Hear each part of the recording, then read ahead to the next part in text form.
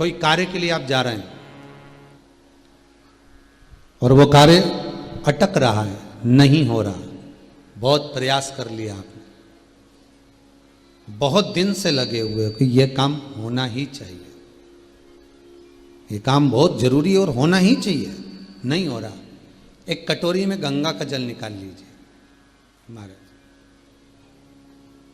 और कटोरी में गंगा का जल निकालकर तुम्हारे घर में एक सिक्का पड़ा हो, 1 रुपया, 2 रुपया, 5 रुपया, कोई सा भी एक सिक्का पड़ा हो, जो भी सिक्का पड़ा हो, कुंदकेश्वर महादेव का नाम लेकर,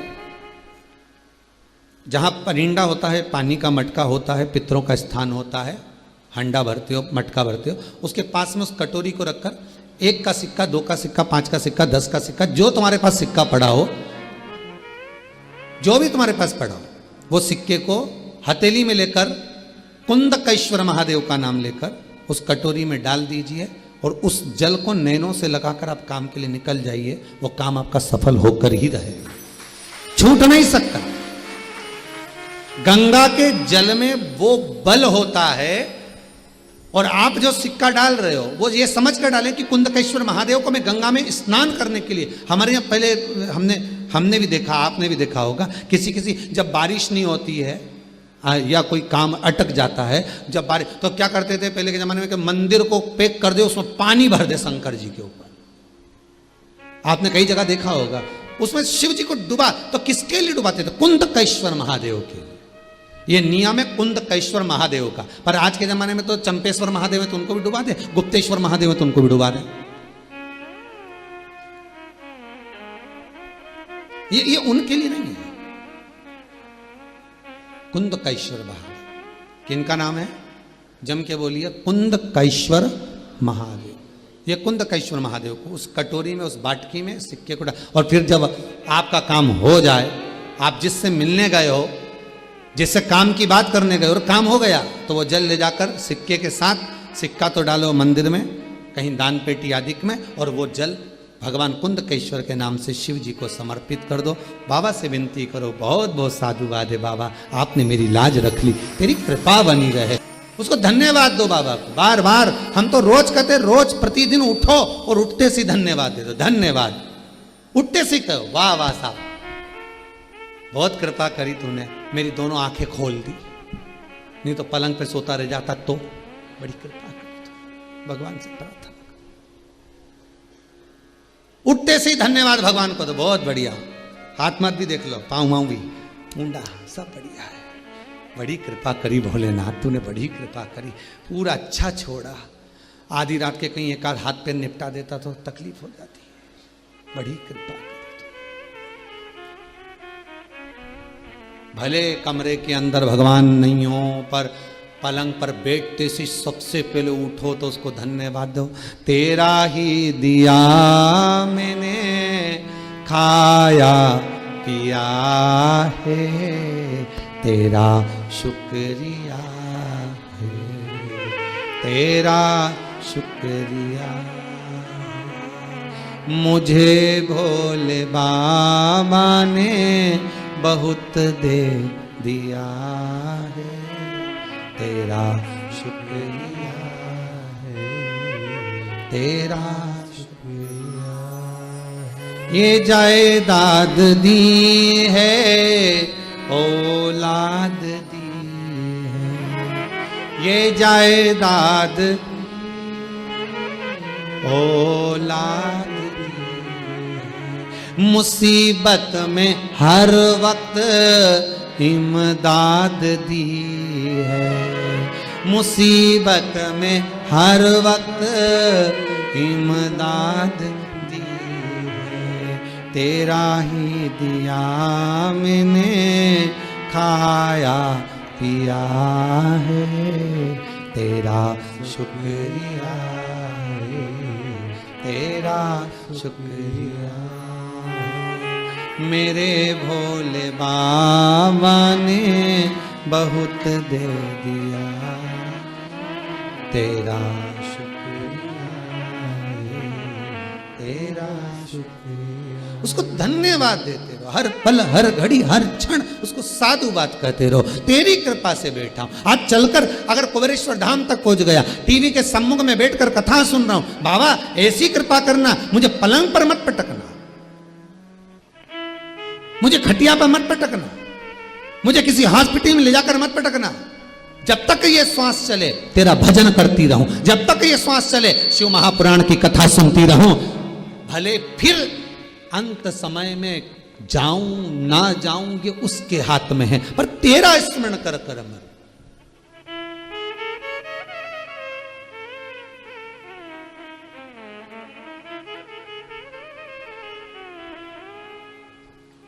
पतंग उड़े आकाश माने डोर थारा हाथ मां। ये पतंग है नहीं हमारी, ये मनुष्य भी पतंग से कम है भाई, हर कहीं उड़ जाए। ये मन पतंग से कम है, हर कभी उड़ जाए। पतंग उड़े आकाश माने डोर थारा हाथ मां, ओ भोले मारी पतंग ऊंची राखना। अगर तेरे हाथ में डोरी है तो तू जानता है कि इसको कहां तक ले जाना। संसार वालों के हाथ में अगर डोरी रखोगे तो कब का काट देगा। भगवान के हाथ में अगर डोरी रहेगी तो कितनी भी पतंग आ जाए, एक मोहल्ले में सुनार की 10-10 दुकान, पर किसी एक की पतंग मेरे भोले के हाथ में है तो वो इतनी चले इतनी उड़े, आसपास के दुकान वाले भी सोचते रहे हमारे पास भी वही माल, कपड़ा भी हमारे पास एक जैसा, पान की दुकान भी हमारी एक जैसी, चाय की दुकान भी हमारी एक जैसी, फिर इसी की क्यों चले। समझ जाना पतंग उड़ रही है और डोरी भोले के हाथ में पड़ी है, इसलिए उड़ रही है, इसलिए उड़ रही है।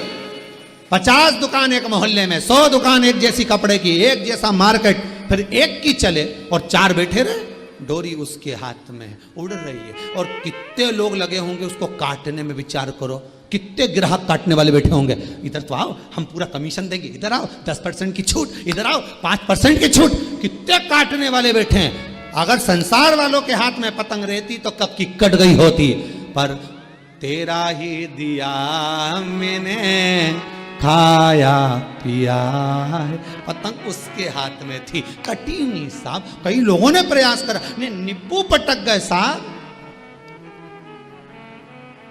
नींबू पटक गए। किसी के पास हमारे नींबू पटक गए, काय को डरे, पतंग अगर तेरी शंकर के हाथ में तो क्यों डरना। लिख दे दरवाजे पे कि एक साथ 1 दर्जन पटको अचार बना के खाऊंगा, तो क्यों डरे। पतंग शिव के हाथ में है, पतंग शंकर के हाथ में है, और अगर पतंग मेरे शिव के हाथ में है तो फिर डरना क्या, क्यों डरे। जब भोले कहा तो डरना क्या, फिर दर दर जाके मरना क्या। जब भोले कहा तो डरना क्या, क्यों जाए जगत जगत में। यहाँ एक जगह वहां से काम नहीं हुआ वहां चले गए, वहां से काम नहीं हुआ वहां चले गए, वहां से काम नहीं हुआ वहां चले गए, 50 जगह पर जाकर आखिरी में घूमता घूमता ऊ के पास पहुंच गए, थारा ही घर का उसके। अब कितनी जगह गए, कोई के ये, कोई के वो, कोई के ये दोस्त, कोई के वो दोस्त। तो फिर भोले कहा तो डरना, दर दर जाके मरना क्या। भोले कहा तो क्यों डरे हम शंकर कहने वाले। हर हर महादेव घर घर, क्यों डरे। शिव साथ में है, शंकर हर पल है। पार्वती जी को शंकर जी ने अमरनाथ की गुफा में ज्ञान दिया था। लोग कहते हैं भागवत सुनाई थी, उस भागवत के पहले ज्ञान दिया था जो आज भी तंत्र शास्त्र में कहा जाता है।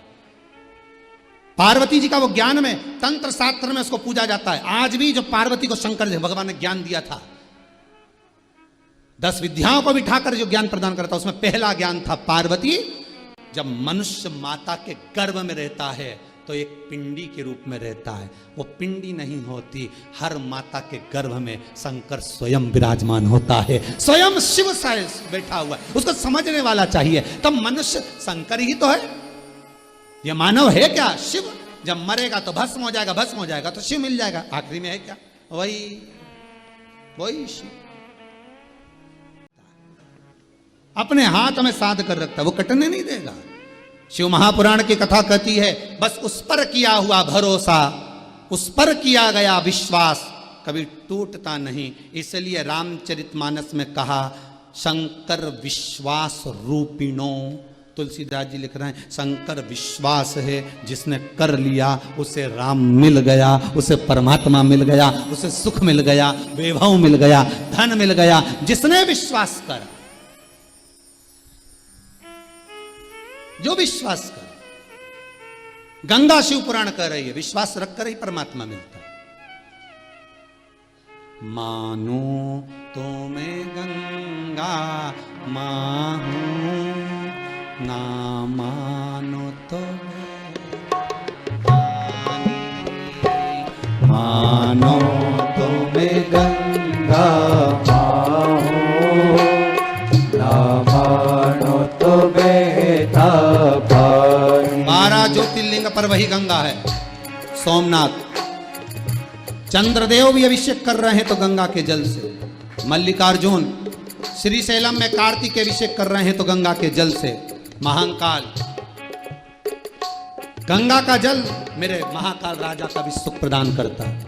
ओमकारेश्वर स्वयं नर्मदा का तट भी वो गंगा का जल का ही प्रमाण देता है। छिपरा भी गंगा का जल का प्रमाण। मानो तो मैं माहूं, ना मानो तो बेटा मानो तो मैं गंगा माहूं। ये गंगा शिव महापुराण का आखिरी भजन है। गंगा के साथ में 12 ज्योतिर्लिंग का स्मरण करते हुए केदारनाथ नर नारायण वह भी गंगा का आनंद सुख पाते। भीमा शंकर स्वयं गंगा का सुख देने वाले, आनंद देने वाले। काशी विश्वनाथ जिनके तट पर गंगा मैया सदा विराजमान है। जो स्वर्ग नहीं धरती को,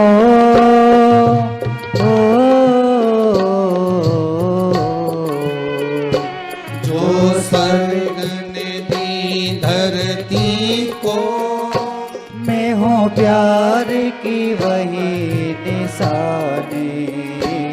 मानो तो मैं गंगा माहूं, ना मानो तो बहता पानी।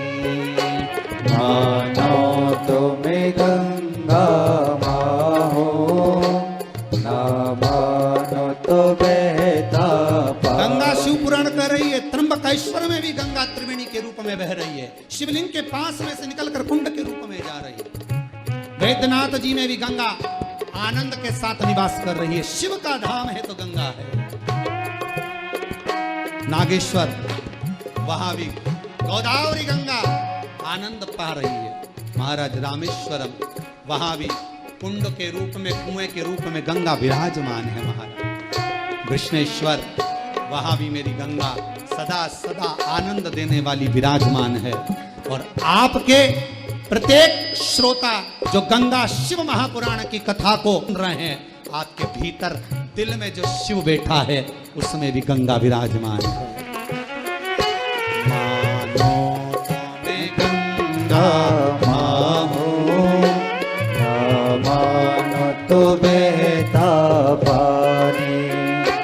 मानो तो मैं गंगा माहूं, ना मानो तो बहता पानी। ये शिव महापुराण की कथा, ये गंगा शिव महापुराण की कथा। मैं गंगा माहूं, ना मानो तो बहता पानी। मानो तो मैं गंगा माहूं, ना मानो तो बहता जो स्वर्ग नदी धरती को,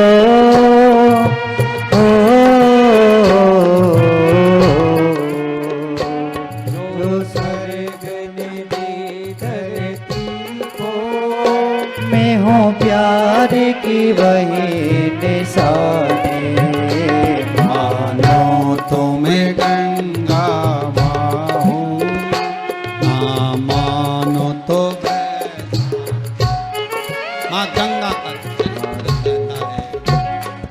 गंगा महारानी की हर हर महादेव।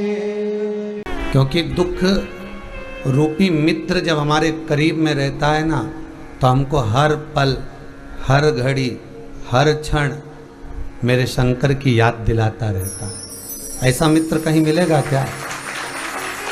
मित्र वो जो दुख की घड़ी में परमात्मा को नजदीक ले जाए।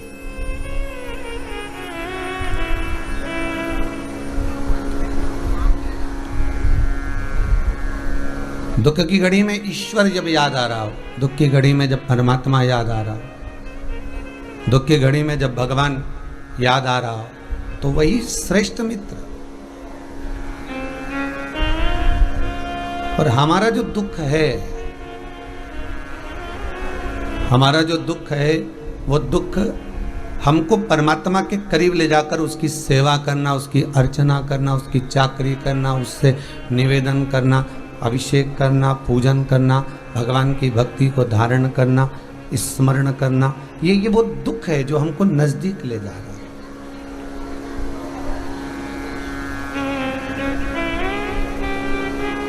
ईश्वर के करीब ले जाने वाला, ईश्वर के पास ले जाने वाला केवल एक दुख है। उसके सिवाय कोई परमात्मा के पास लेकर भी अगर चले गया तो मन उचिष्ट होकर वापिस आ जाएगा। पर यदि दुख एक बार परमात्मा के करीब अगर लेकर गया है, तो फिर वो सुख का भान अवश्य करा देगा, फिर वो सुख का स्मरण अवश्य कराएगा।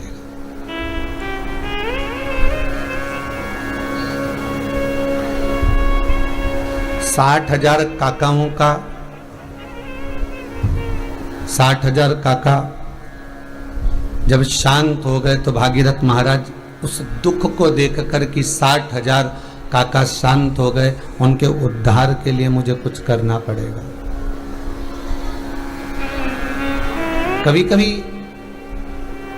जगहित के साथ में आप अपनी आत्मा के कल्याण के लिए भी तो विचार करिए। जगहित के साथ में कभी कभी अपने भीतर का भी विचार करिए कि मेरा कल्याण कैसे हो।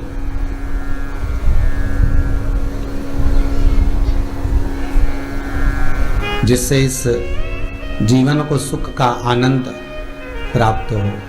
वो कहते ना, भगवान मेरे इस जीवन का कल्याण ना जाने कब होगा, जिससे सुख शांति मिला करती वह ज्ञान ना जाने कब होगा, वह ज्ञान ना जाने कब होगा।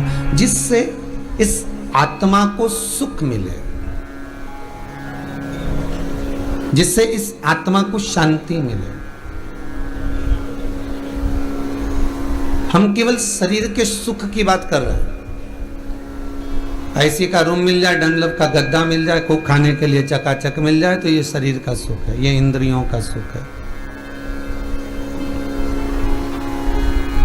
और इस सुख में जो आनंद नहीं है, इस सुख में कुछ फल नहीं है, इस सुख में कोई आनंद की अनुभूति नहीं है। सुख भीतर का हो। एक राजा ने एक सेवक को रखा और सेवक को रखकर कहा कि जाओ। अब सेवक तो था पर सुंदरता नहीं थी उसमें, बहुत ज्यादा कोई सुंदरता उस सेवक में नहीं है। तो राजा ने उसको कहा ठीक है, अब किसी के कहने पर रख लिया कि अच्छा है, ईमानदार है, अब उसको रखा। पर उसमें कोई सुंदरता का भाव नहीं था।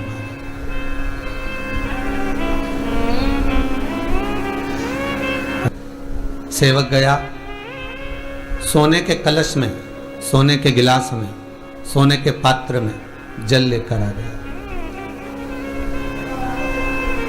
और सोने के पात्र में जब वो जल लेकर आया, सोने के पात्र में जब जल लेकर आता है और राजा को दिया, तो राजा ने उस सोने के पात्र का जल जैसे ही मुख में लिया, लेते ही राजा ने उसका कुल्ला कर दिया, उसको थूक दिया।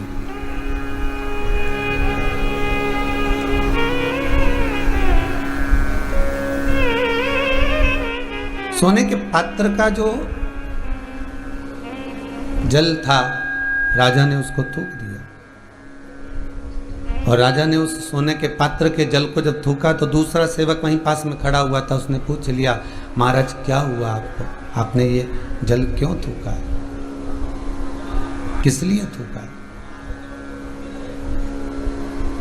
राजा कहते हैं इसमें इतनी बुद्धि नहीं, इतना विवेक नहीं। एक तो गर्मी पड़ रही इतनी तेज, और ऊपर से ये जल भी लाया तो गर्म जल लेकर आया। सेवक कहता है, महाराज जब सोने के पात्र में जल आएगा तो वो तो गर्म रहेगा ही ना। आपको अगर जल पीना ही है, आपको अगर जल धारण ही करना है, ग्रहण ही करना है, आचमन ही करना है, तो सेवक को फिर दूसरे सेवक ने कहा, जाओ अब तुम जो है शीतल जल लेकर आओ।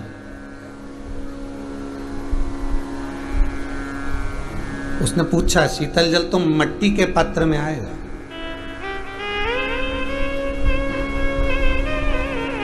और मट्टी के पात्र में अगर शीतल जल आएगा, और मैं मट्टी के पात्र में शीतल जल लेकर आ गया, और वो शीतल जल मैंने मट्टी के पात्र में अगर राजा को दिया, शीतल जल अगर मैंने मट्टी के पात्र में राजा को प्रदान किया, तो राजा का अपमान नहीं होगा?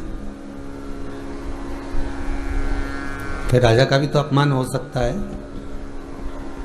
सेवक ने कहा, नहीं जाओ राजा के लिए शीतल जल लेकर आओ। सेवक ने सेवक की बात मानकर और मट्टी का पात्र लेकर गए, और मट्टी के पात्र में जल लेकर आए, और उस जल को लाकर दिया। राजा ने पिया, कंठ को थोड़ी शीतलता प्राप्त हुई।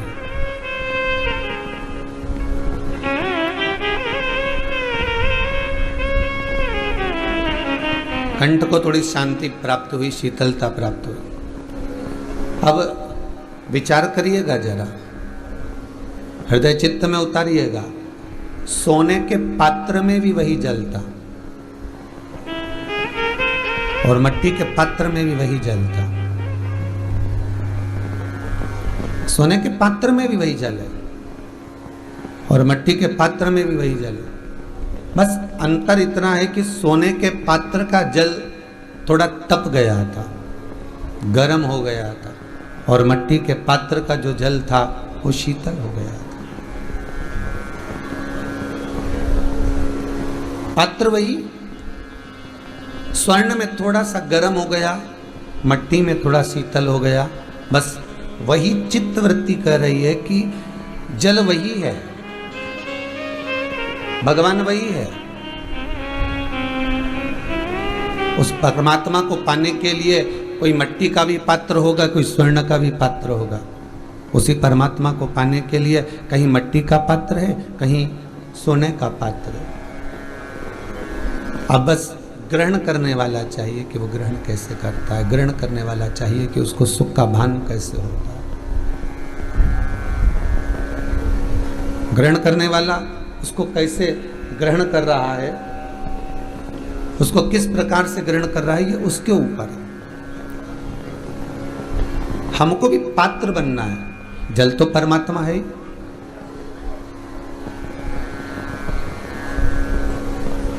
जल तो परमात्मा है, हम कैसे पात्र बन सकते हैं? अगर बहुत सारा वैभव पाकर, बहुत सारा धन पाकर, बहुत सारा दौलत पाकर, बहुत सारी संपदा पाकर, बहुत सारा सुख पाकर, बहुत सारा धन एकत्रित कर कर हम सोचें कि परमात्मा हमको प्राप्त हो जाए, और हम परमात्मा को प्राप्त कर कर कहीं संसार सागर में, कहीं सब जगह सृष्टि में अपना ही तत्व एकत्रित कर कर दिखा दें, तो वो श्रेष्ठता नहीं है। उसमें कोई सुख का भान नहीं है, उसमें कोई आनंद का भान नहीं है, उसमें कोई रस का भान नहीं है महाराज। बस शीतलता का भाव रखना है, तो मट्टी के पात्र जैसे स्वयं को शीतल रखना पड़ेगा, स्वयं को शीतल। और स्वयं की जब शीतलता, स्वयं का शीतलता का भाव जब प्रकट होगा तो परमात्मा को फिर पाने में देरी नहीं लगेगी। फिर परमात्मा को पाने में देरी नहीं लगेगी। किस प्रकार से प्राप्त हो वो। तब भागीरथ जी ने जो पूर्वज करते करते आए थे, गंगा को बुलाने का प्रयास वही किया है। एक किसी ने प्रश्न किया है, बड़ा सुंदर प्रश्न है कि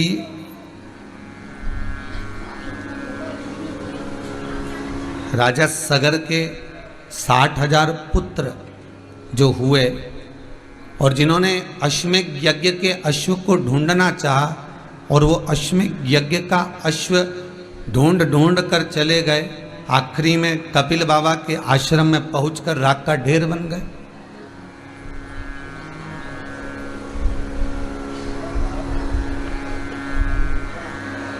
तो ये 60,000 जो राख का ढेर बने हुए हैं, राजा सगर के पुत्र,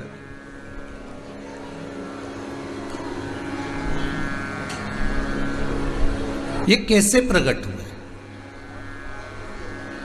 इनके जन्म का कारण क्या था? महाराज, महाभारत के अंतर्गत स्पष्ट किया गया, राजा सूर्यवंश की कथा में स्पष्ट किया गया कि राजा सगर की 2 धर्मपत्नियां थी। कितनी पत्नियां हैं? 2। और केवल राजा सगर के लिए ही नहीं कहा। अगर आप श्रीमद् भागवत कथा को उठाकर देखेंगे तो उत्तानपाद की भी 2 धर्मपत्नियों का वर्णन आता है, सुनीति और सुरुचि। एक नीति का मार्ग प्रशस्त करती है, एक रुचि का मार्ग प्रशस्त करती है। एक नीति को दर्शाती है, एक रुचि को दर्शाती है।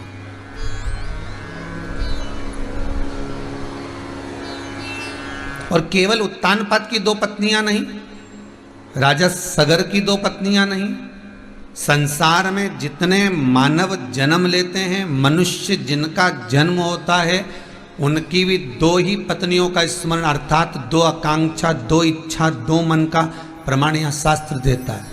राजा सगर की 2 पत्नियां थीं, उत्तानपाद की 2 पत्नियां थीं। संसार सागर में जन्म लेने वाला मनुष्य की भी 2 इच्छाएं, 2 आकांक्षाएं, 2 मन, 2 चित्त, 2 वृत्ति रहती।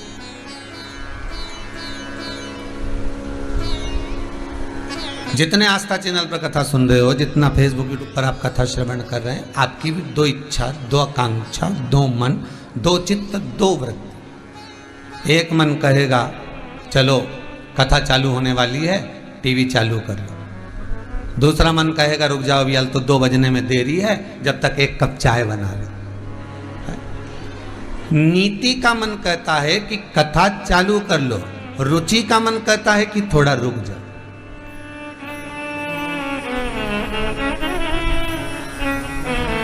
नीति का मन कहता है कि सत्संग में चलो, नीति का मन कहता है कि कथा श्रवण कर लो, थोड़ी देर जरा मोबाइल लेकर बैठ जाए, तो दूसरी चीज ना चलाएं, हम व्हाट्सएप वगैरह नहीं चलाएं, फेसबुक पर आदि जो चीजें नहीं देखें। हम अगर देखें तो भगवान की चर्चा ही देखें, भगवत कथा ही देखें, भगवत स्मरण ही देखें।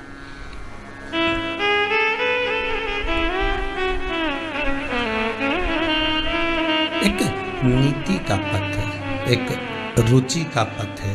नीति परमात्मा की ओर लेकर जा रही है, रुचि संसार की ओर लेकर जा रही है। सगर की भी 2 धर्म पत्नियां, राजा सगर, एक का नाम है कौशी, दूसरी का नाम है सुमति। एक कौशिकी है, दूसरी सुमति है।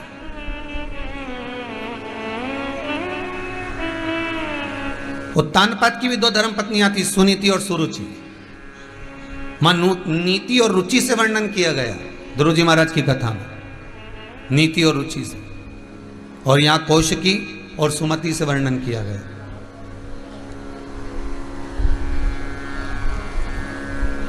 कौशिकी के गर्भ से संतान नहीं हुई, तब सुमति से विवाह किया गया। देखिए कितना सुंदर प्रसंग कहा गया है शिव महापुराण में कि मान लो, फिर वही वाली बात आ गई जो पहले कहा था कि एक से तलाक ले लिया, मान लो कि हमारी इससे नहीं बन रही और हमने इससे तलाक ले लिया, तो क्या ये जरूरी है कि आपने जिससे तलाक लिया और तलाक लेने के बाद फिर दूसरी बार विवाह करोगे तो अच्छा ही मिलेगा? ललाट पर भाग्य में जो लिख दिया गया है उसको कोई मिटा सकता नहीं है। बस इतना जरूर है कि कर्म का भोग मनुष्य जो भोगे वो प्रसन्न चित्त में भोगता रहे। तो परमात्मा भी कहता है कि दुख भोगते भोगते भी तेरे चेहरे पर अगर प्रसन्नता रहती है तो परमात्मा भी कहता है कि अब इसको दुख मत देना, क्योंकि दुख में भी मुस्कुरा रहा है। इसलिए परमात्मा भी दुख नहीं देता, फिर भगवान ने दुख प्रदान नहीं करता।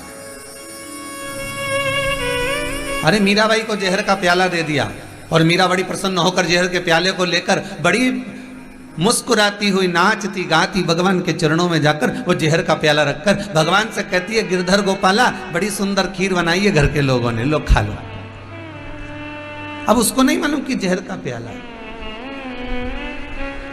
आप पा लीजिए। सांप का पिटारा भेजा और कहकर भेजा कि इसमें फूल की माला है भगवान के लिए, ले जा। क्योंकि सबको मालूम था सवेरे सवेरे जब फूल की माला निकालेगी और भगवान को पिनाएगी तो मीराबाई को जैसे ही निकालेगी वैसे ही सांप डस लेगा। सांप डसा और ये मर जाएगी, सर पर डसा और मरी, मृत्यु इसकी निश्चित हो जाएगी। सर्प के डसने से वो मर जाएगी। शिव महापुराण की कथा को जब प्रारंभ करते हैं तो आपको उसके महत्व में श्रवण कराया जाता है कि 3 तरह से मरे हुए व्यक्ति का मोक्ष नहीं होता। पहला पानी में डूबकर मरा हुआ, दूसरा सर्प के डसे से मरा हुआ और तीसरा स्त्री के हाथ से, नारी के हाथ से मरा हुआ। 3 तरह से मरे हुए व्यक्ति को मोक्ष नहीं है।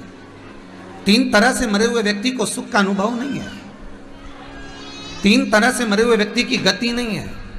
अगर वो 3 तरह से किसी भी, चाहे वो पानी में डूबकर मरा हुआ हो, चाहे वो सर्प के डसे से मरा हुआ हो, चाहे वो नारी के हाथ से, स्त्री के हाथ से मरा हुआ हो, तो अर्थात उसकी गति का सुख नहीं होगा, वो गति नहीं प्राप्त होगी उसको, उसको सुख का भान नहीं होगा, उसकी मुक्ति, उसका मोक्ष नहीं हो सकता। महाराज शिव महापुराण की कथा भाव से व्यक्त करती है, शिव पुराण की कथा करती है। सर्प डस भी गया, कितना सुंदर बात कहा है महाराज। गर्ग संहिता के अंतर्गत कहा, गर्ग संहिता के भीतर वर्णन किया गया कि यदि मान लो सर्प अगर डस गया, मान लो सर्प अगर आपको डस भी गया और सर्प डसने के बाद अगर बाबा ने आपको बचा भी लिया, शिव शंकर ने कृपा कर दी, राम जी ने कृपा कर दी, श्री बालाजी महाराज ने कृपा कर दी और वो बच भी गया, डसने के बाद अगर वो बच गया तो शिव महापुराण की कथा कहती है कि उसको एक गति का सुख, मतलब यम की कैद से वो निकल कर आया है और भगवान ने उसको भेजा काहे के लिए? केवल परमात्मा का स्मरण करने के लिए। वापिस क्यों जीवन दिया? परमात्मा का स्मरण करने के लिए।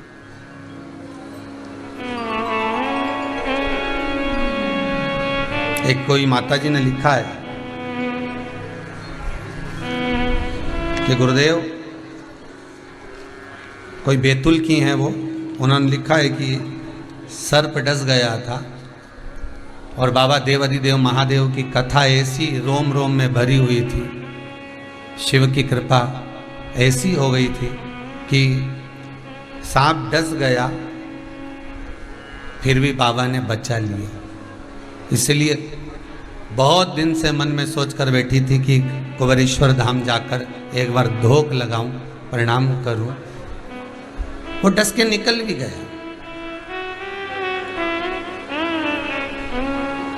और उसने डसा, इलाज भी हो गया, सुख भी मिल गया, मैं जीवित भी रह गया। अब हो सकता है थोड़ा बहुत कष्ट तो हाथ में रहेगा, क्योंकि विष तो विष होता है, विष तो विष है। शिव महापुराण में वासुकी नाग की एक कथा आती है, शिव महापुराण में एक शेषनाग की कथा आती है, भागवत कथा में तक्षक नाग की कथा आती है। शास्त्रों में, पुराणों में, भगवान शंकर की पावन कथा में, चाहे भागवत कथा हो, चाहे राम कथा हो, चाहे कृष्ण कथा हो, चाहे शिव कथा हो, इन कथाओं में जो सर्प की कथा है, जो सांप की कथा है, उसको आने का कारण क्या बताया। अर्थात सर्प हमारे पूर्वजों में भी आते हैं, सर्प हमारे पितरों में भी गिने जाते हैं। सर्प का जो भाव कहा गया है महाराज, वो कोई साधारण नहीं है। कभी अगर मौका मिलेगा और आगे योग बनेगा तो, जैसे अभी गंगा शिव महापुराण की कथा चल रही है, श्रावण के महीने में नाग पंचमी भी आती है, तो बाबा अगर कृपा करे और बाबा की कृपा हुई तो आने वाली जो कथा रहेगी वो वासुकी नाग शिव महापुराण की कथा को बांचने का मन है कि वासुकी नाग शिव महापुराण की कथा बचे। और वो वासुकी नाग शिव महापुराण की कथा नहीं, गाड़ी चलते में जो सर्प गाड़ी के नीचे मर जाता है, उसकी गति और आपकी गति में क्या अंतर आना चाहिए। कौन से शिव मंदिर के अंदर कैसा सांप होना चाहिए। सारे शिव मंदिर के अंदर अगर बड़े सारा फण बना दिया, ढेर सारे फण बना दिए, और वो फण वाला सांप अपने अगर मंदिर के अंदर विराजमान करा है तो उसका क्या दोष है।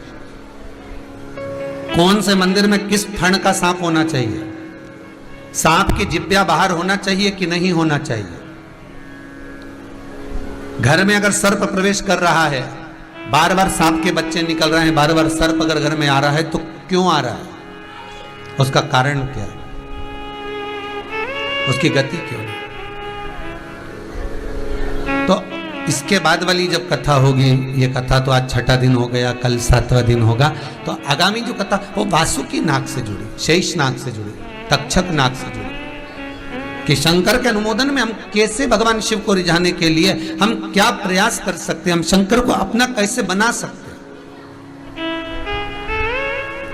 घर में अगर शंकर भगवान का शिवलिंग है तो वो शिवलिंग के साथ में सर्प क्यों नहीं होना चाहिए। और शिवलिंग की आकृति कितनी बड़ी है, अगर घर का शिवलिंग छोटा सा है तो सर्प की जरूरत नहीं पड़ती। शिवलिंग की आकृति अगर अंगुष्ठ से बड़ी हो जाती है तो उस पर फिर सर्प रखना जरूरी हो जाता है। शिव महापुराण की कथा।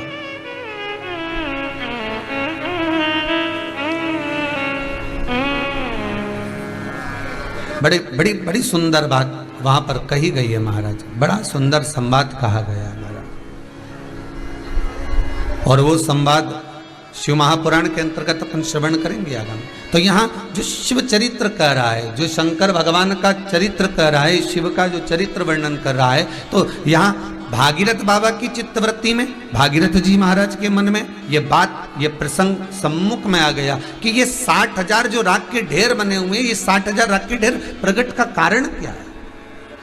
कभी कभी आपके भी तो चित्तवृत्ति में आया होगा कि ये 60,000 राख के ढेर कैसे प्रकट हो गए।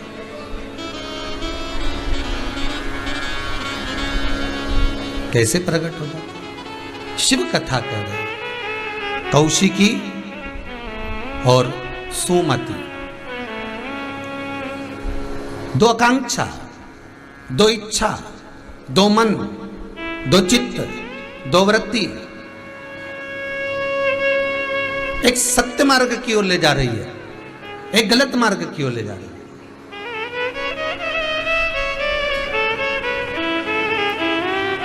एक अच्छे मार्ग की ओर ले जाने का प्रयास कर रही है और एक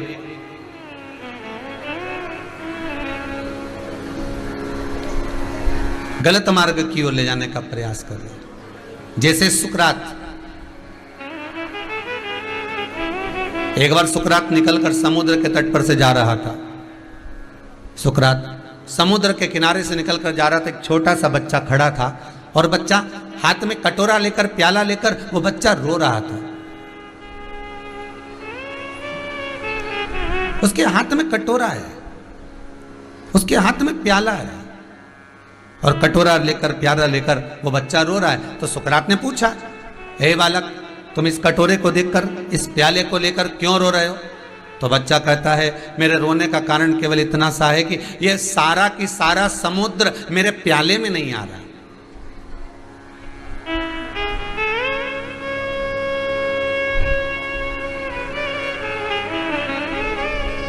ये इतना बड़ा जो समुद्र है, ये विशालतम जो समुद्र है, ये मेरे कटोरे में, ये मेरे प्याले में नहीं आ पा रहा, इसलिए मैं रो रहा हूं। सुकरात ने उस बच्चे के शब्द को जब सुना, तो बच्चे के शब्द को सुनकर सुकरात खुद भी रोने लगा। तो बच्चे ने सुकरात से पूछा कि तुम इतने बड़े शास्त्री होकर, इतने महान ज्ञानी होकर, कि नगर नगर के राजा तुमसे समय लेते हैं मिलने के लिए, तो तुम मेरी बात सुनकर रो क्यों रहे हो? सुकरात कहता, तुम किस लिए रो रहे हो? तो सुकरात कहता है कि मैं रो इसलिए रहा हूं कि जैसे तुम कह रहे हो, आप कह रहे हो कि छोटे से प्याले में समुद्र भरना है, वो भरा नहीं रहा, इसलिए रो रहे हो। सुकरात कहता है, मैं भी इसलिए रो रहा हूं क्योंकि मैं भी ये प्रयास कर रहा था कि मेरी छोटी सी बुद्धि में पूरा संसार भरा जाए। हम भी यही प्रयास करते हैं, हम भी यही प्रयास करते हैं, हमारा भी यही काम है। छोटा सा जीवन है, फ्रिज भी खरीद लूं, वॉशिंग मशीन भी खरीद लूं, गाड़ी भी ले लूं, बंगला भी बना लूं, ये भी कर लूं, वो भी कर लूं, पर एक चित्तवृत्ति में ये नहीं आ पाया कि छोटी सी जिंदगी है, छोटा सा मनुष्य का देह है, छोटा सा जीवन है, इस छोटे से जीवन में मैं शिव का अनुमोदन कर लूं।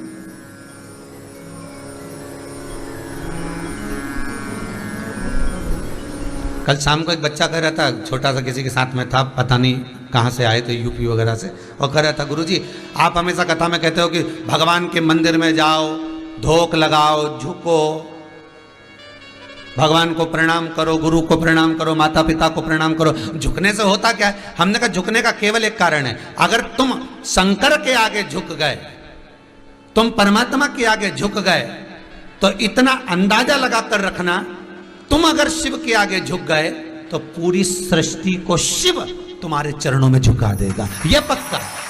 अगर आप शिव के सम्मुख में झुकते हो, आप शंकर के सम्मुख में झुक रहे होते हो, आप परमात्मा के पास झुक रहे होते हो, तो संपूर्ण विश्व को परमात्मा झुका सकता, अगर आप झुके हो तो।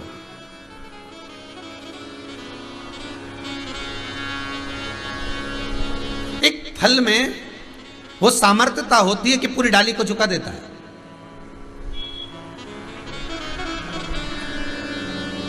एक फल पूरी डाली को झुका देगा, उसकी ये सामर्थ्यता है। अर्थात आप अगर परमात्मा के आगे झुक रहे हो तो संपूर्ण विश्व को झुकने में देरी नहीं लगेगी। आप उस परमात्मा के चरण को अगर पकड़ कर रखे हो तो दुनिया का चरण नहीं पकड़ सकते। उसने आपको साध रखा, उसने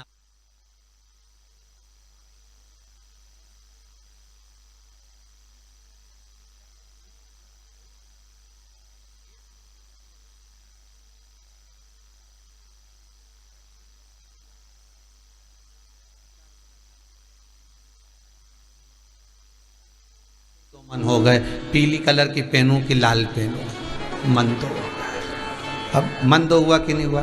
फिर अब पहुंच भी गए कथा में, मालूम पड़े बैठ भी गए कथा में, फिर दो मन हो गए, सोफे पे बैठूं कि जमीन पे बैठूं। फिर दो मन हो गए, आगे बैठूं कि पीछे बैठूं।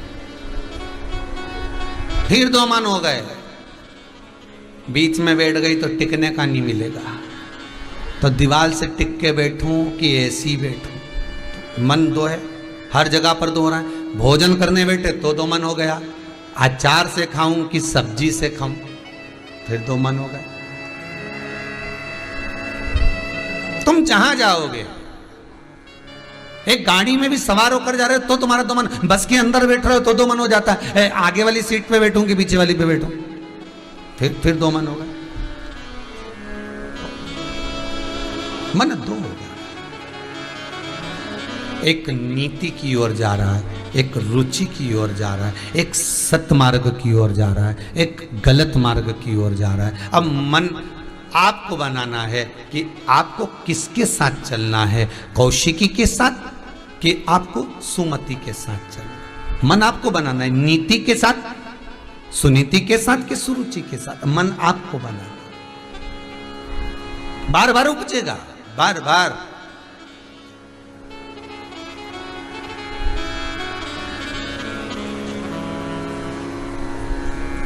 आज तक लोगों को नहीं मालूम कि पूजन करने बैठते हैं तो सबसे पहले क्या करते हैं।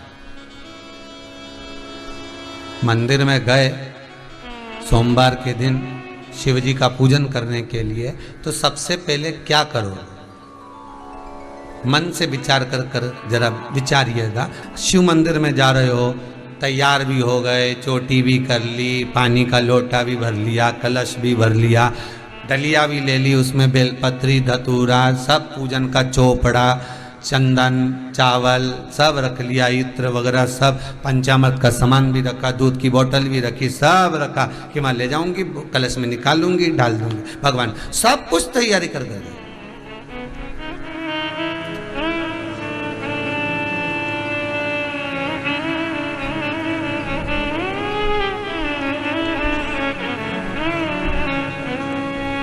पूजन करने से पहले सबसे पहला काम कौन सा होता है? जब आप अकेले पूजन कर रहे हो, पति के साथ कर रहे हो या अकेले कर रहे हो, उस समय पर कोई विद्वान ब्राह्मण नहीं है आपके साथ में, कोई अभिषेक कराने वाला ब्राह्मण तुम्हारे साथ में नहीं है। और मंदिर रोज के पंडित जी को लेके जाओगे? अरे बोलो तो नहीं। जितने लोग आस्था पर श्रवण कर रहे हो, जितने फेसबुक यूट्यूब पर श्रवण कर रहे हो, मंदिर क्या आप रोज पंडित जी को लेकर जाते हो या पंडित जी से कहकर जाते हो कि हम मंदिर जा रहे हैं तुम वहां पर आ जाओ? नहीं। और ना मंदिर में जो पंडित जी होगा वो भी तुम्हारी पूजन में शामिल नहीं होगा। वो तो अपना प्रसाद बांटेगा, बेलपत्री देगा, तुलसी देगा, पंचामृत देगा, चरणामृत देगा, प्रसाद देगा कि तुम्हारे लिए खड़ा रह के वहां पूजन कराएगा। वो तो तुम भैया लोटा भर के पानी लाओ, कलश लाओ, चढ़ा। अब तुम तो, तुम्हारा तो रोज का नहीं है। अब रोज पंडित जी को तुम थोड़ी दक्षिणा दोगे कि पंडित जी मंदिर का हमारे रोज पूजन कराएगा, तुम रोज 100 रुपया ना 50 रुपया दें, तो तुम इतना भी नहीं करोगे, 10 रुपया नहीं करो तुम रोज का। तो कि रोज रोज जाऊँ, हाँ सावन का महीना भले 1 महीना चढ़ा दो तो 10 रुपया कर दे दे, कोई बात नहीं, ज्यादा होगा तो हो जाए। पर बाकी का समय तुम तो रोज मंदिर जाओ, रोज दर्शन करने जाओ। सबसे पहला काम मंदिर में तुम पूजन का सामान लेकर गए हो, चोपड़ा लेकर गए हो, सामग्री लेकर गए हो, फूल लेकर गए हो, अगरबत्ती, धूप बत्ती, दिया सब लेकर गए हो। पर सबसे पहला काम मंदिर में बिना पंडित के सबसे पहला काम कौन सा होता है? तो सबसे पहला काम होता है भगवान को धन्यवाद देना कि आज भी आपने मुझे इस मंदिर में आपका दीदार कराने के लिए, दर्शन कराने के लिए बुलाया। अगर पंडित साथ में होगा तो पहले वो मंत्र बोलेगा, स्वस्ति वाचन करेगा। स्वस्ति वाचन करने में उसको अर्थात भगवान के लिए भी प्रसन्नता और आपके लिए भी प्रसन्नता। पर आपके पास कोई ब्राह्मण नहीं, आपको कोई स्तुति नहीं आती, आपको कोई मंत्र नहीं आता, आपको कोई साधना नहीं आती, आपको कोई तप नहीं आता। पर आप इतना तो कर सकते हो कि भगवान के मंदिर में जाकर उनको धन्यवाद दे सकते हो कि तेरी कृपा है जो मुझे चलकर यहां तक बुला लिया, 2 कदम चलाया, यहां तक बुलाया, ये तेरी कृपा है। और बड़ी कृपा करी जो डलिया भर के पूजन का सामान भी लाई, बड़ी कृपा करी जो दूध भरकर भी लाई, बड़ी कृपा करी जो कलश भरकर भी लाई।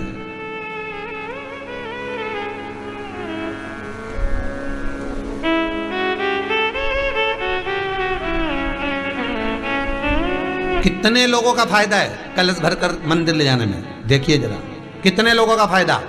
हिंदू धर्म में, विष्णु पुराण में, पद्म पुराण में लिखा है, सौभाग्यवती नारी जब भरा हुआ पानी का लोटा लेकर कलश लेकर जाती है और उसको देखकर कोई व्यक्ति निकल कर चले जाता है तो जिस काम के लिए जाता है वो काम सफल हो जाता है।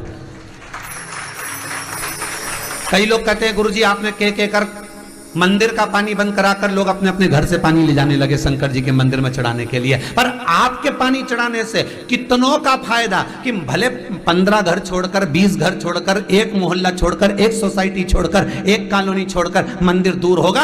आप जब पानी का लोटा लेकर जाओगी, भरा हुआ पात्र लेकर जाओगी, ना जाने कितने लोग रास्ते में से निकल कर जा रहे होंगे, आपका मुख देख कर जाएंगे, भरा हुआ पानी का कलश देख कर जाएंगे, तो बेचारा जिस काम के लिए जा रहा होगा उसका काम सफल हो जाएगा। उसकी दुआ तुमको लगेगी, उसकी दुआ तुमको प्राप्त होगी।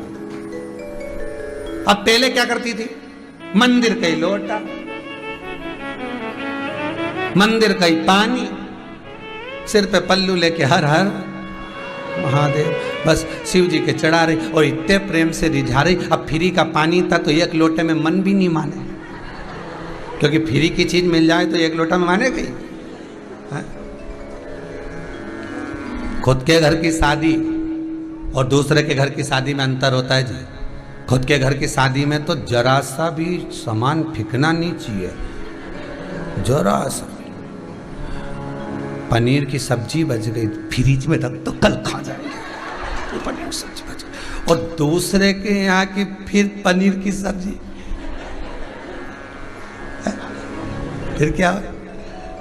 बड़ा बहुत अंतर है जी, खुद का सामान और दूसरे, खुद का बेटा और दूसरे के बेटे में बहुत अंतर है। खुद के बेटे में कोई खोट नहीं थी कि हमारा छोरा इतना जोरदार,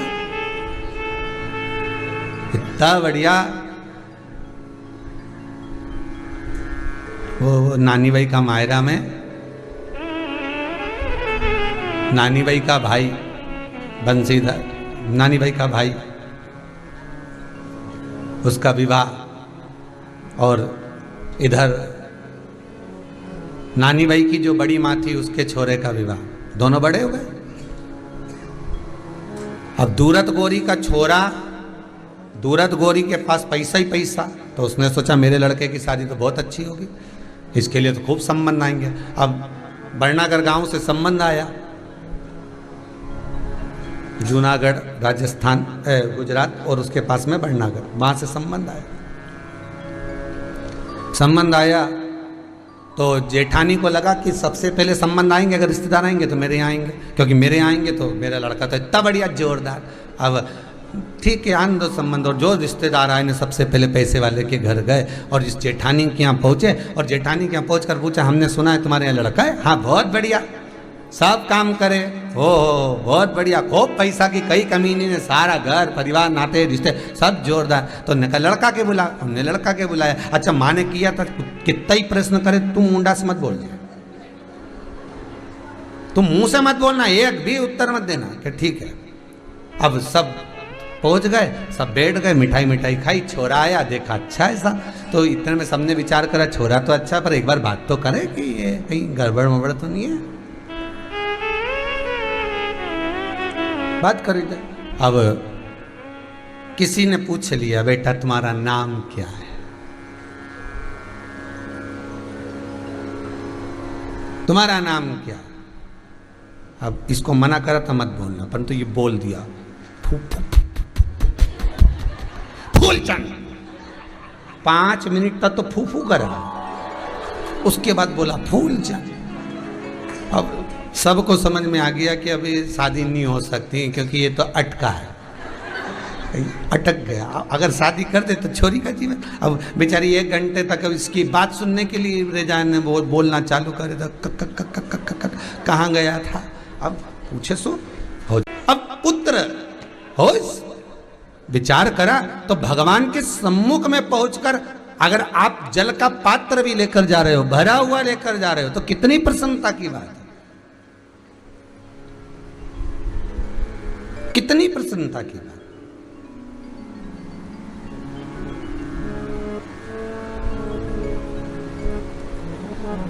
हिंदू धर्म की रीति है, जिस पात्र को हम जल चढ़ाने लेकर जाते हैं उस पात्र में भगवान के चरणों का जल लाते हैं, खाली पात्र नहीं लाते। क्या लाते हैं? भगवान के चरणों का जल।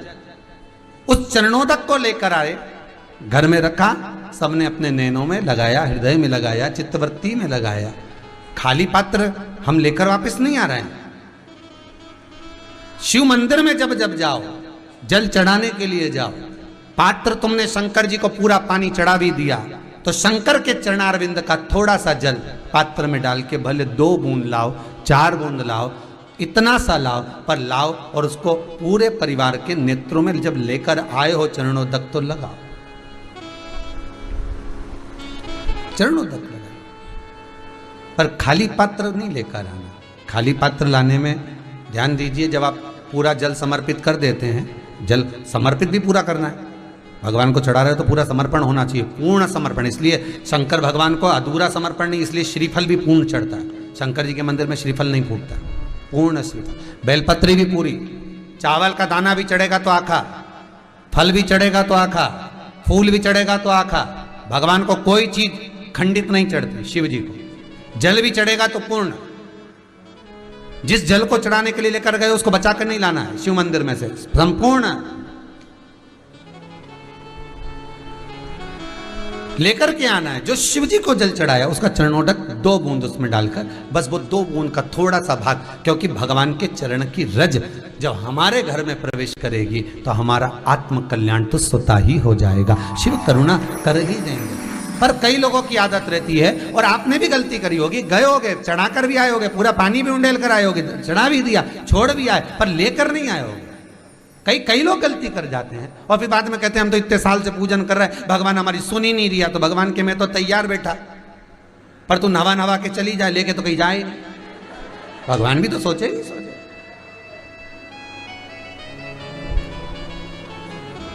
अब भगवान तो आके नहीं बोलेगा कि तू मेरे चरण की रज ले जा।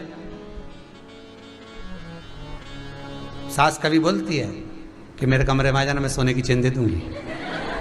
वो तो बहू को कहना पड़ता है, मम्मी चेन अच्छी लग रही है, बहुत जोरदार चेन लग रही मम्मी, और आपके गले में तो इतनी अच्छी खुल रही है, पर मेरे तो गला में भी लगेगी तो अच्छी मम्मी, एक आधा पहन के देखूंगी। और मम्मी ने कहा ले बेटा अब भी पहन के देख ले, और जो पहन के देखी कांच में, मम्मी कैसी लग रही, बहुत जोरदार, थोड़ा दिन पहन लो, पहन, और थोड़ा दिन की तो गई। तो भगवान थोड़ी ना कहेगा कि तू मेरे पास में आए तो मेरे चरण की रज लेकर जा, भगवान थोड़ी ना कहेगा कि मेरे पास में आकर तू ये लेकर जा। भगवान तो कहेगा मेरे पास में आया है, मांगना कुछ मत, बस मुझे जो स्नान कराया है मेरा चरणोदक लेकर जा, छीट दे पूरे घर में, संपदा भरना मेरा काम है। जहां मेरी चरण की रज पहुंच गई वहां संपदा स्वतः पहुंचती है, मैं वहां पहुंच जाता हूं। तो चरणों तक ले जा, पर लोग ले जाते हैं, पूजन करते, कलश भी उंडेलते, जल भी चढ़ाते, पर आते समय खाली लेकर आ जाते। भगवान को इतना बुरा लगता, मेरे दरवाजे से खाली जाए मुझे कितना बुरा लगेगा, जो आए वो भर कर जाए, भले 2 बूंद लेकर आओ, पर उसमें चरणों तक थोड़ा सा लेकर अवश्य आए। हमारी माताएं बड़ी प्रेम से कहती हैं, आप लोगों के मन में भी ये बात जरूर होगा, जितने लोग टीवी पर कथा सुन रहे हो, फेसबुक यूट्यूब पर श्रवण कर रहे हो, आपने भी सुना होगा, घर की जो माताएं होती हैं, कभी भी घर का रसोई घर का बर्तन जिसमें सब्जी बनाई है, 50 लोग अगर जिमने आ रहे हैं और कह दिया आज का निमंत्रण है, 50 लोगों का पार्टी है, ये है वो है, सुहागिल है या ब्राह्मण भोज है, तो वो जो खीर का पात्र होगा, जो बर्तन होगा, जो सब्जी का पात्र होगा, माँ उसको खाली जल्दी नहीं करती है, भले थोड़ी पड़ी रहने देगी, जब तक सब जिम कर नहीं चले जाएंगे तब तक उसमें पटक कर रखेगी। क्यों? क्योंकि उसमें उसकी बरकत है। उसी तरह जल चढ़ाने के बाद हम जब लेकर आते हैं पात्र के अंदर, ये उसमें उसकी बरकत है। गर्ग संहिता में दूसरी चीज कही, उसको भी समझ लीजिए। गर्ग संहिता में कहा गया, जब आप घर से जल लेकर जाते हो भरकर, तो ये सृष्टि की जितनी नदियां हैं, पृथ्वी पर जितनी नदियां विद्यमान हैं, जितने तालाब, जितने सरोवर, जितने कुंड, जितने विराजमान हैं, उन सारे तीर्थों का जल जब आप घर से लेकर निकलते हो तो वो तीर्थ का संपूर्ण जल आपके कलश में आ जाता है। और जब आप उस जल को शिव पर समर्पित कर देती हो और 2 बूंद चरणादक लेकर जब जाती हो, तो शिव महापुराण, गर्ग संहिता, पद्म पुराण कहती है वो जल साधारण नहीं रहता, वो गंगा जल बनकर तुम्हारे घर को पवित्र करने के लिए पहुंच जाता है। वो पवित्र गंगा जल बन जाता है, उसको लेकर प्रवेश कर जा, उसको लेकर पहुंच जा।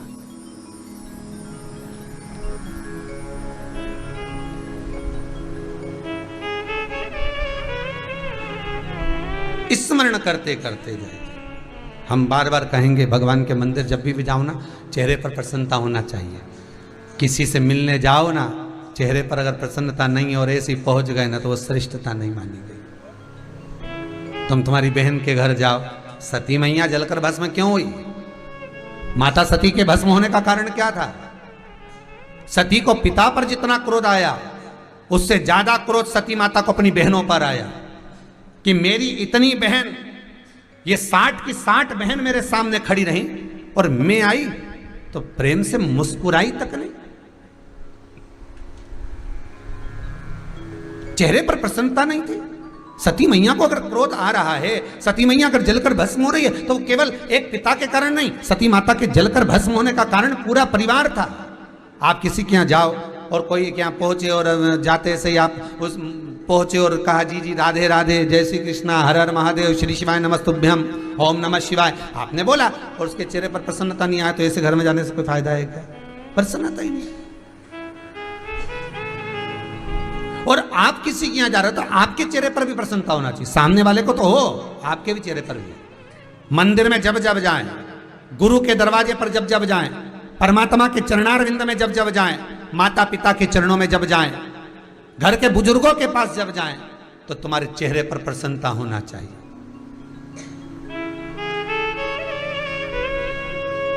नहीं तो मुसद्दी लाल जैसे चले जाओ मोटा। क्या मतलब? चेहरे पर प्रसन्नता।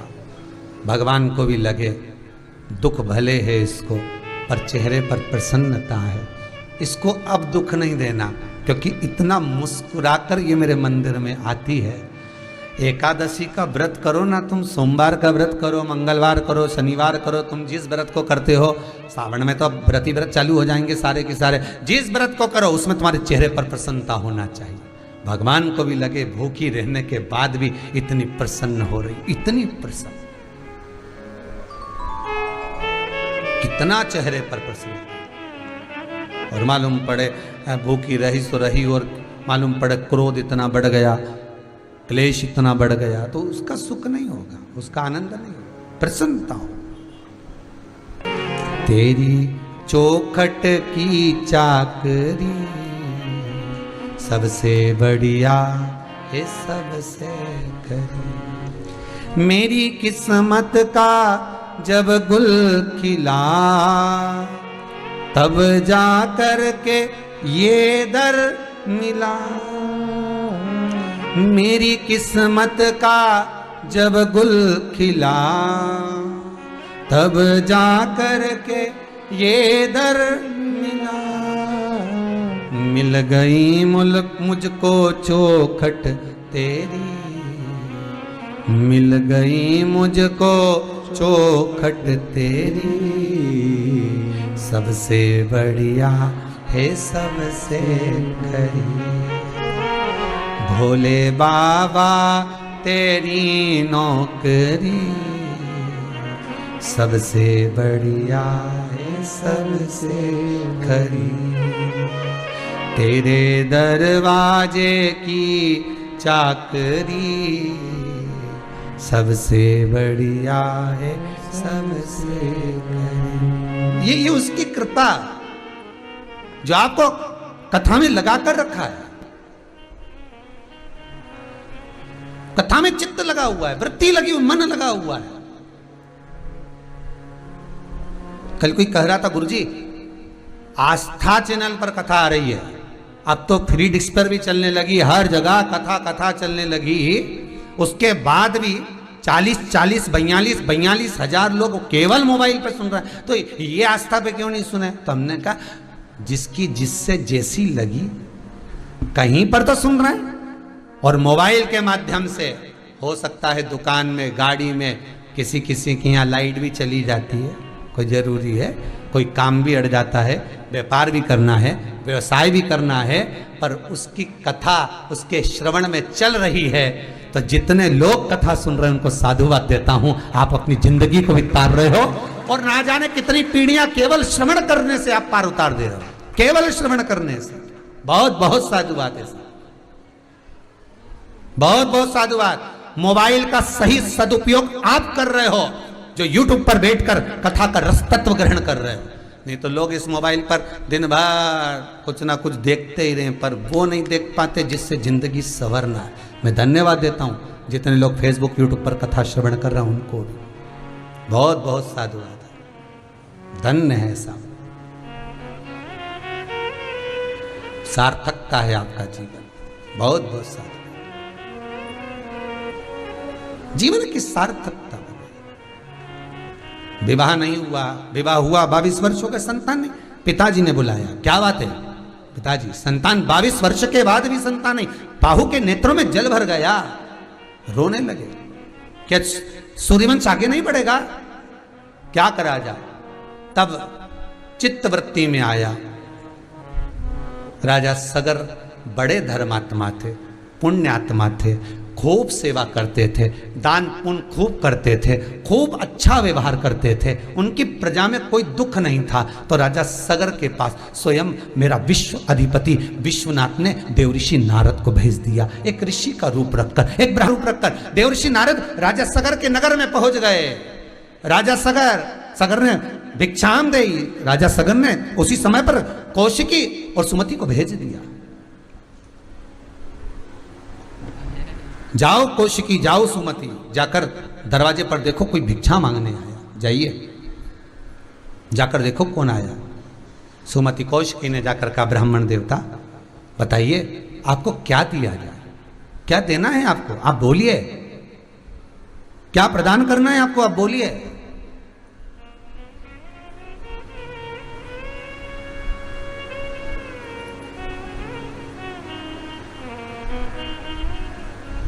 हम आपको क्या दे सकते हैं।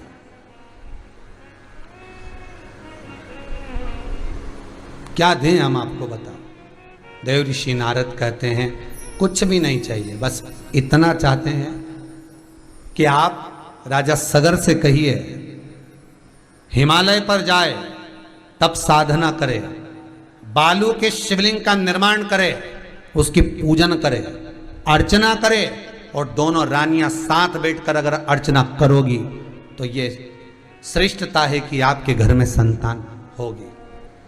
फिर निवेदन करते हैं, ये शंकर भगवान का जो 6 अगस्त को श्रावणी शिवरात्रि का जो शिवलिंग का निर्माण आप कर रहे हैं, ये विश्वास रखिए कि शंकर का शिवलिंग अगर आप ऑनलाइन बनाकर पूजन कर रहे हैं तो कुछ ना कुछ भोलेनाथ आप पर देना चाह रहा होगा, इसलिए ब्राह्मण के मुख से निकलवा कर पूजन करवा रहा है।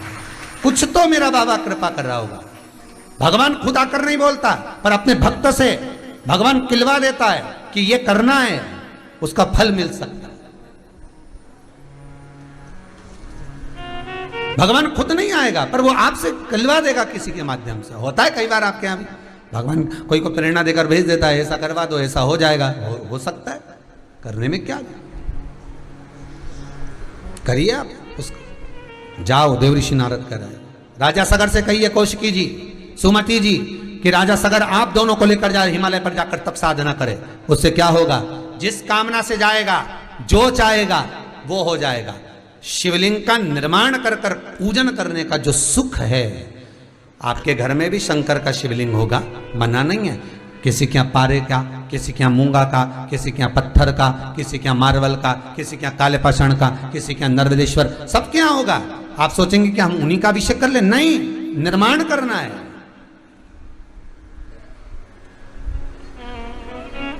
निर्माण करना है। क्या होता है निर्माण करने से, शिवलिंग बनाने से कौन सा लाभ है? मट्टी के शिवलिंग का बनाने से, बालू के शिवलिंग को बनाने से, या हमारे हाथ से शिवलिंग का निर्माण करने से कौन सा लाभ है? शिव महापुराण की कथा कहती है, जिस समय पर हम शिवलिंग का निर्माण करते हैं, उस समय पर जब शिवलिंग की थाह रखी जाती है, गोल भाग आपको बताया था शिवलिंग बनाना पहले की कथाओं में, जब रखा जाता है शिवलिंग का भाग, उस समय पर हमारे सारे पूर्वज अपनी हथेली को लेकर आपके दरवाजे पर खड़े रहते हैं कि जैसे ये शिवलिंग रखेगा, शिवलिंग नहीं रख रहा, हमको पिंड का भाग प्राप्त हो रहा है और हमको पार लगा रहा है। हमारे पूर्वज खड़े हो जाते हैं उस भाग को ग्रहण करने के लिए, मात्र जब हम शिवलिंग का निर्माण करते हैं।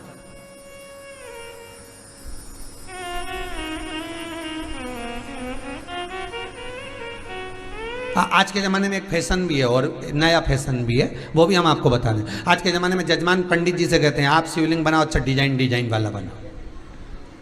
पंडित जी जरा जोरदार, कभी महादेव बना दो, कभी महाकाल बना दो, कभी विश्वनाथ बना दो, कभी सोमनाथ बना दो। पर शास्त्र क्या कर रहा है, लिंग पुराण क्या कर रही है, अपने हाथ से निर्माण होना चाहिए।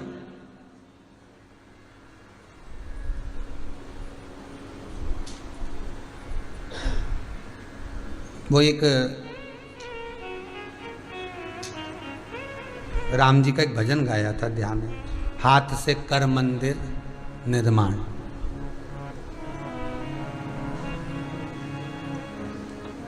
शिला की जगह लगा दे प्राण, हाथ से कर मंदिर निर्माण। हो गए ना? तो ये क्यों कहा कि अपने हाथ से निर्माण करो। हम तो कई बार कहते हैं सभी लोगों को कि प्रयास करा करो कि बन सके इन हाथों से तो सत्कर्म करते चलो। ये बड़े बेकार हैं, इनके पास कोई काम नहीं, डेंटिंग पेंटिंग और चरवा के सिवा कई काम नहीं इनके पास।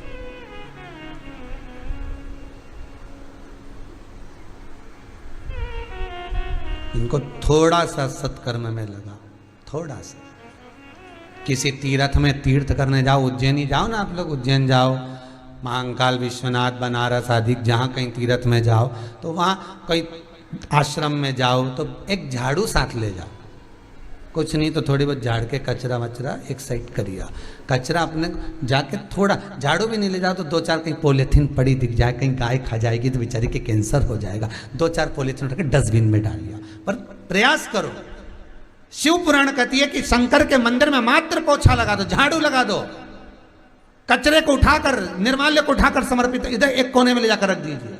उसका भी फल हजारों लाख गुना, हजारों लाख गुना उसका फल है। दुश्मन भी तुम दिल से ही तो पालती हो, हृदय से, इसलिए तो दुश्मन भी तुम्हारे सामने बार बार आ जाता, बार बार उसकी याद आती, बार बार उसकी बात आती, क्योंकि तुम दिल से याद करती तो तुरंत सामने। इसे तुम दिल से कभी परमात्मा को भी तो याद करो, एक आध दिन भगवान को याद करो, परमात्मा को याद करो दिल से, परमात्मा तुम्हारे सामने सम्मुख में आकर खड़ा हो जाएगा, नंदी लेकर, पार्वती को लेकर, गौरी शंकर बनकर तुम्हारे सामने खड़ा मिल जाएगा। दिल से याद करो, हृदय से, वो प्राप्त होगा। देरी नहीं रही महाराज।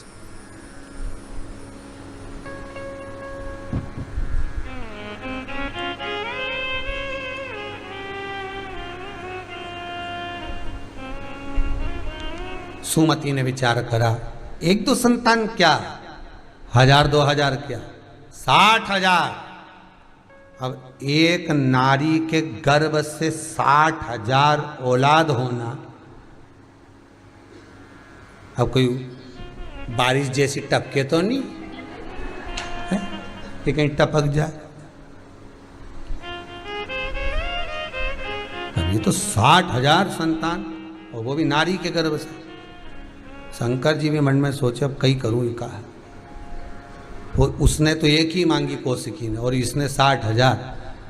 पर शंकर भी शंकर थे, शिव शिव थे। पार्वती जी ने आकर पूछा, भोलेनाथ जी अब बोलो, आशीर्वाद दो 60,000 औलाद का।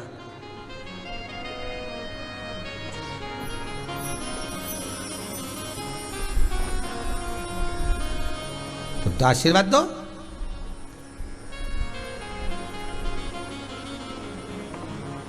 शिव जी सोचे करूं क्या।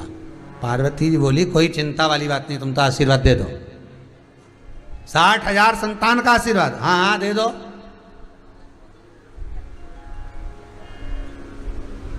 तुमने भगवान कृष्ण के यहां भी तो आशीर्वाद दिया था।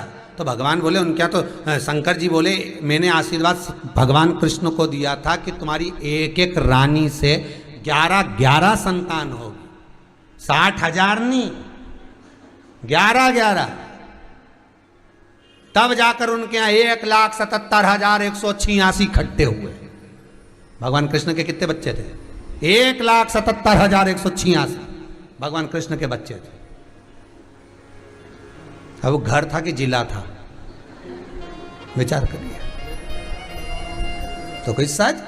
अब आप तो आशीर्वाद दे दो 60,000 संतान। भगवान शिव जी ने कहा तथास्तु, ठीक है सुमति। अब सुमति के गर्भ से 60,000 संतान होना है, 60,000 संतान। और बाबा की कृपा देखिए, शिव की कृपा देखिए, उसकी करुणा देखिए कितनी विचित्र होगी।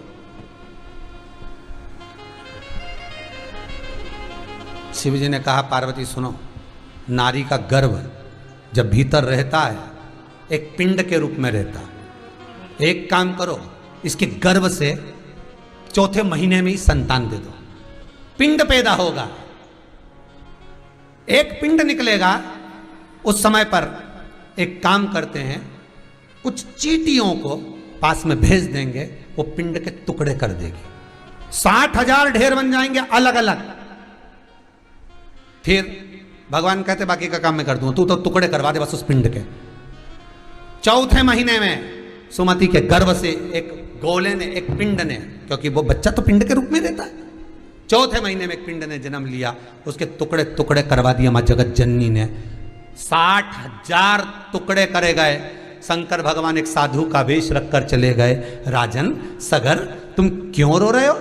राजा सगर बोला मेरी पत्नी को संतान एक को तो हो गई, दूसरी का गर्भ था, 4 महीने का गर्भ था, गर्भ प्रसव हो गया, बच्चे हो नहीं सकते, अब क्या करा जाए? बच्चे हो नहीं सकते, क्या करा जाए?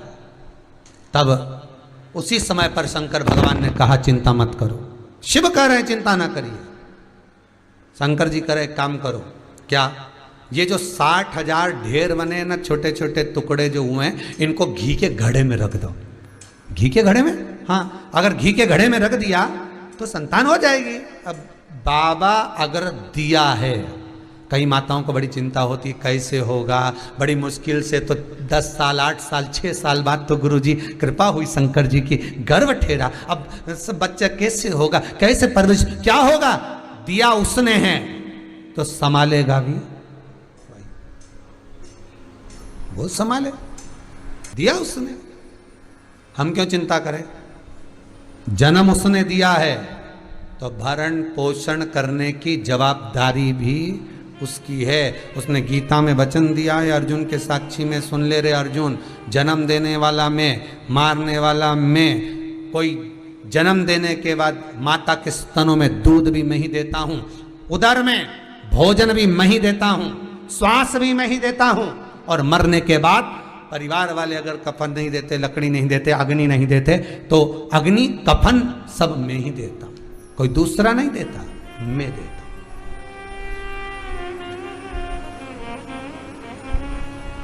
मुझे कोई मतलब, शिव दे रहा है, शंकर दे रहा है, करुणा सागर दे रहा है, तो वो देने में कमी ना रखे। 60,000 घड़े में से 60,000 बच्चों ने जन्म लिया। दूसरा भाव क्या था सुमति का, वो याद कर लीजिए कि एक ना एक दिन भस्म होके तुम्हारे पास ही तो आएंगे। 60,000 पुत्र थे राजा सगर के। अश्वमेध यज्ञ करा और यज्ञ का घोड़ा चले गया इंद्र लेकर, इंद्रदेव लेकर गए, ढूंढते ढूंढते कपिल मुनि के आश्रम में पहुंचे। 60,000 पुत्र एक साथ ढूंढने के लिए गए कपिल मुनि के आश्रम में। कपिल बाबा पर चोरी का इल्जाम लगा दिया। संत साधु सन्यासी तपस्वी साधक उपासक भगत भक्त, घर में अगर कोई ठाकुर जी की सेवा करने वाला हो, भगवान की सेवा करने वाला हो, अर्चना करने वाला हो, पूजन करने वाला हो, स्मरण करने वाला हो, उसके भीतर भगवत चर्चा चल रही हो, तो निवेदन है उस पर कभी इल्जाम ना लगा, पहले पूरा प्रूफ आ जाए तब इल्जाम। व्यर्थ का इल्जाम, प्रमाण हो कहिए।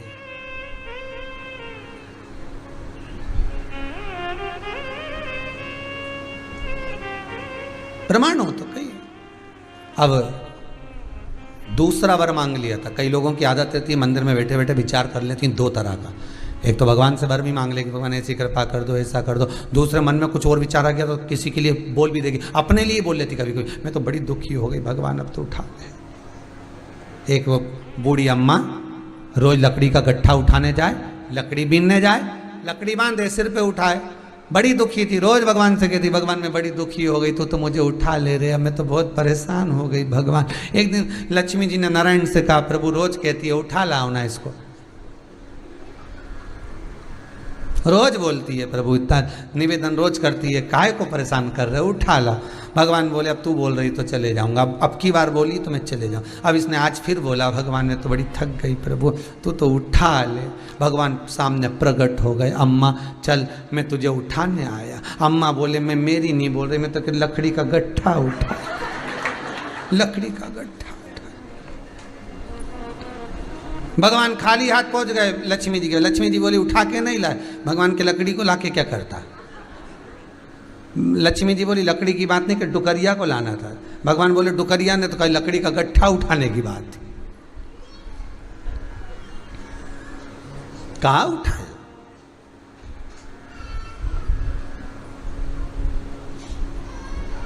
शंभो शरणे पड़ी मांगू घड़ी रे घड़ी दुख काटो, दया करी ने दर्शन आपो।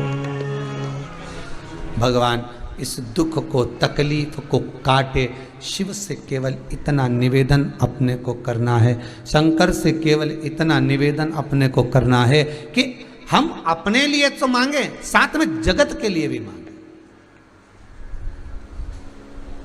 सर्व जगत हित के लिए मांगे। दूसरा वर मांगा था उसने, 60,000 राख के ढेर भी हो जाएंगे एक ना एक दिन। और कब हुए? जब कपिल मुनि के आश्रम में पहुंचे। जब कपिल मुनि के आश्रम में पहुंचे महाराज, और जब कपिल मुनि के आश्रम में पहुंचे तब वो जैसे ही इल्जाम लगाया कपिल मुनि पर चोरी का कि तुमने अश्व चुराया, तुमने अश्व चुराया।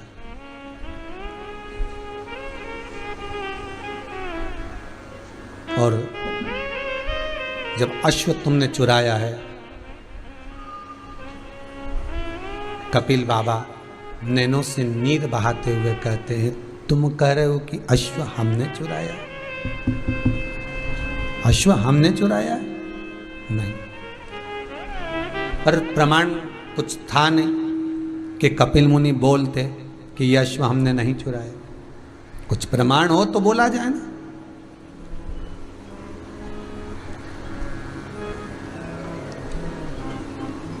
चोरी का इल्जाम बहुत सोच समझ कर लगाइए। एक उंगली किसी पर भी उठाओ तो सोच समझ कर उठाओ, क्योंकि ये 3 उंगलियां हमारी ओर जा रही है कि अपने भी भीतर एक बार झांक कर जरूर देखिएगा।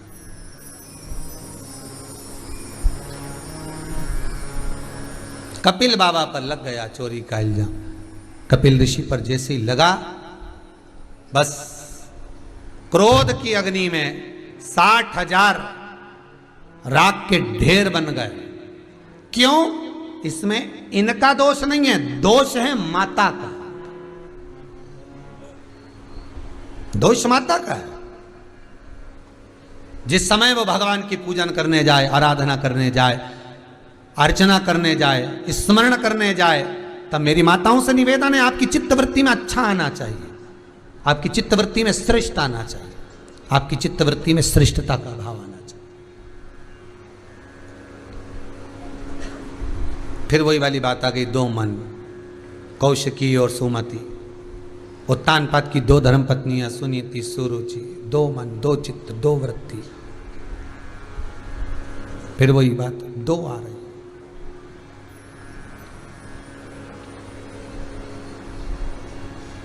पूजन करते समय भी 2 मन हो जाते हैं किसी किसी के। करबद्ध निवेदन है, जिस दिन 6 तारीख को आप पूजन करें, 6 अगस्त को जब आप शिवलिंग का निर्माण करें, श्रावणी शिवरात्रि पर पूजन करें, एक मन बनाकर, एक मत बनाकर, स्वयं के लिए तो मांगो, विश्व के कल्याण के लिए भी मांगो। दूसरे के लिए दुख तकलीफ ना मांगे, अपने लिए भी कोई ऐसा संबोधन ना कह दें जिससे अपने को भी दुख हो। अपने को भी दुख हो ऐसा संबोधन ना मांगा जाए। महाराज श्रेष्ठता का मांगा और कहा कपिल मुनि के आश्रम में जब 60,000 राख के ढेर हो गए, क्यों राख के ढेर केवल क्रोधवश हो गए, तब उन्हीं सगर के पुत्रों ने आगे चलकर जो कौशिकी के पुत्र उत्पन्न हुए थे जिन्होंने वंश को आगे बढ़ाया था, उनके यहाँ वंश जो आगे बढ़ता गया बढ़ता गया बढ़ता गया और बढ़ते बढ़ते उन्होंने जो आराधना करी अर्चना करी, माँ गंगा को लाने के लिए जो प्रयास करा, उन्हीं के वंश में श्री भागीरथ महाराज प्रकट हुए। और भागीरथ महाराज ने जब गंगा की स्तुति करी तब गंगा मैया भगवान शिव की जटा में आकर विराजमान होकर कल कल बहती हुई घूमती नगर में भ्रमण करती, आनंद करती, कल कल का नाद करती हुई और शब्दों का गुंजार करती हुई माँ गंगा चलकर आनंद के साथ तब पहुंची है महाराज ऋषिकेश हरिद्वार। फिर वहां से पहुंचती सीधे काशी में, काशी से सीधे पहुंच गई गंगा सागर। वो गंगा है। 60,000 राख के ढेर हैं कपिल मुनि का आश्रम। कहाँ? गंगा सागर। 60,000 राख का ढेर वहां है, कपिल मुनि का आश्रम वहां है।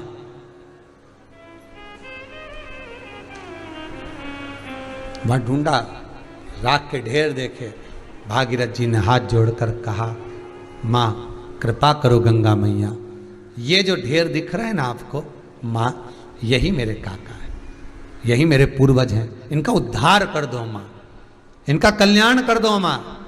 गंगा ने एक लहर जो ली है कपिल मुनि के आश्रम में, जितने राख के ढेर थे जीव निकल निकल कर जाने लगे।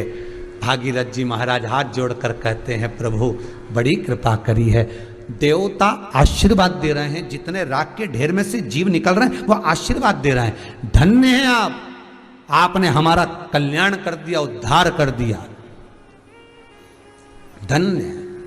मैं कहूंगा भगवान अगर धन दे संपदा दे तो जैसे बोंडे परिवार ने, ये छिंदवाड़ा के बोंडे परिवार ने जो कथा कराई, केवल एक का उद्धार नहीं करा, ना जाने कितनों का कल्याण कर दिया इस कथा को करवा कर। अगर भगवान धन दे, सत्ता दे, पैसा दे, दौलत दे, मन दे, चित्तवृत्ति दे, अच्छा कुल अच्छा परिवार दे, और भगवान अगर कृपा करे तो बाबा से विनती जरूर करना कि एक बार ऐसा धन जरूर देना कि हम भी शिव महापुराण की कथा करवाकर संसार का कल्याण करें, विश्व का कल्याण।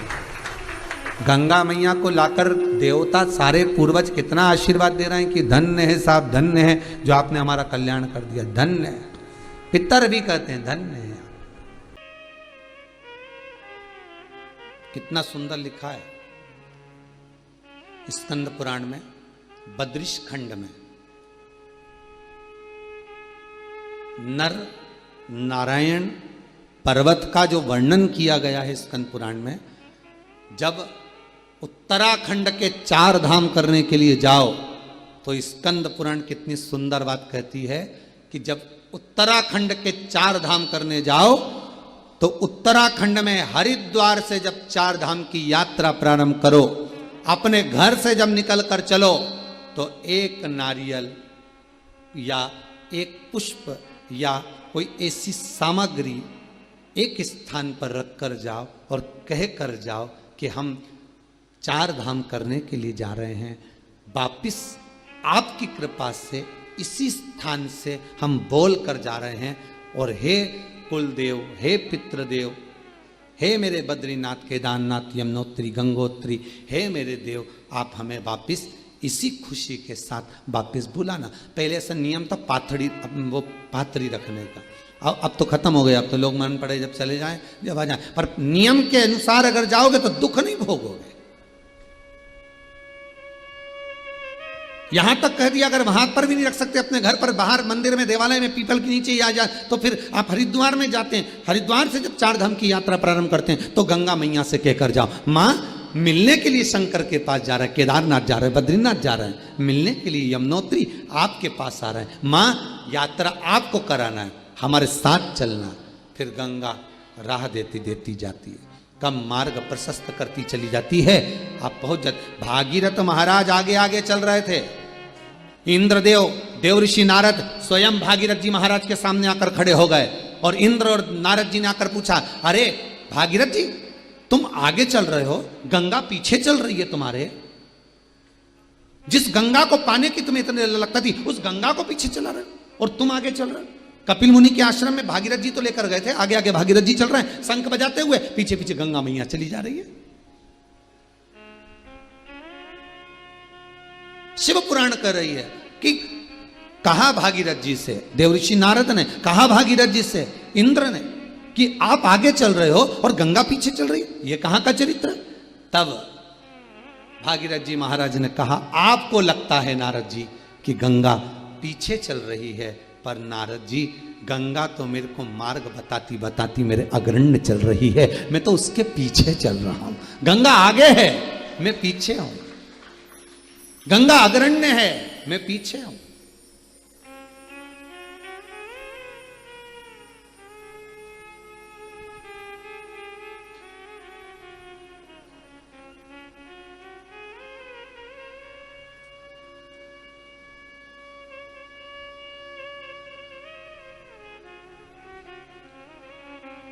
आगे आगे गंगा चले। अब लेकर आयो, भाव से लायो, दिल से लायो, मन से गंगा जल लेकर आयो, नर्मदा जल लेकर आयो, छिपरा जल लेकर आयो, सरयू जल लेकर आयो। आप मन से लेकर आयो। किसी को साथ में लेकर आते हो तो प्रवेश कैसा होता है? पहली बार आप जब महाराज, पहली बार आप जब किसी को लेकर आते हो तो परिचय देते हो कि हमारे मामा जी का लड़का है साहब, काका जी का, चाचा जी है साहब, ने बुआ जी है साहब, परिचय देते हो। अंदर आने पर जैसे ही आप प्रवेश करते हो, घर के अंदर आते हो, आप दुनिया की वस्तु अपने परिवार वालों को बता देते हो। ये देखो, ये देखिए, ये वस्त्र है, ये आभूषण है, ये रतन है, ये माणिक है, मैं बाजार से लाया हूं, मैं ये वहां से लाया हूं। दुनिया की वस्तु आपने दिखाई। तो कभी एक बार मुख से कहना, सबसे पहले निकाल कर, कुछ वस्त्र मत निकालो बैग में से, कोई सामग्री मत निकालो बैग में से, सबसे पहले निकालो तो जो प्रसाद लेकर आयो किसी मंदिर से, सबसे पहले निकालो तो तुम जो गंगा का जल, छिपरा का जल, नर्मदा, सरयू आदि के जो नदी का पवित्र जल लेकर आयो, सबसे पहले उसको प्रस्तुत करो, उसको लाकर रखिए। कहां ले जाकर रखना चाहिए? सबसे पहले पवित्र नदी का गंगा जल जब भरकर लाएं, गला पकड़ रहा हमारा, नदी का जब जल लेकर आए, पवित्र नदी का जब जल लेकर आए, तो सबसे पहले कौन सा स्थान होता है जहां पर जल को रखा जाता है? घर के अंदर।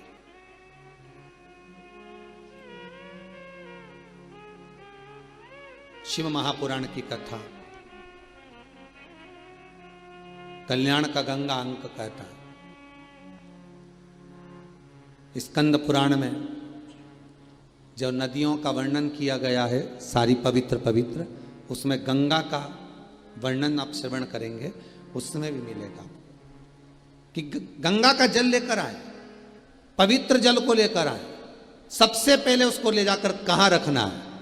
तो शिव महापुराण की कथा कहती है, सबसे पहले जहां रसोई घर में आप मटका भरते हो, परिंडा भरते हो, हंडा भरते हो, पानी का स्थान जहां हो, जहां पितरों का स्थान हो, सबसे पहले गंगा, नर्मदा, सरयू, छिपरा जो जल भर कर लाए हो, सबसे पहले उस स्थान पर रखो, क्योंकि उस स्थान पर रखते ही तुम्हारे घर के पूर्वज तर जाते हैं। सबसे पहले लाकर वहां रखो। पर दुनिया के लोगों की आदत है, सबसे पहले लाएंगे तो मंदिर में ले जाकर रख देंगे, भगवान के सामने ले जाकर रख देंगे।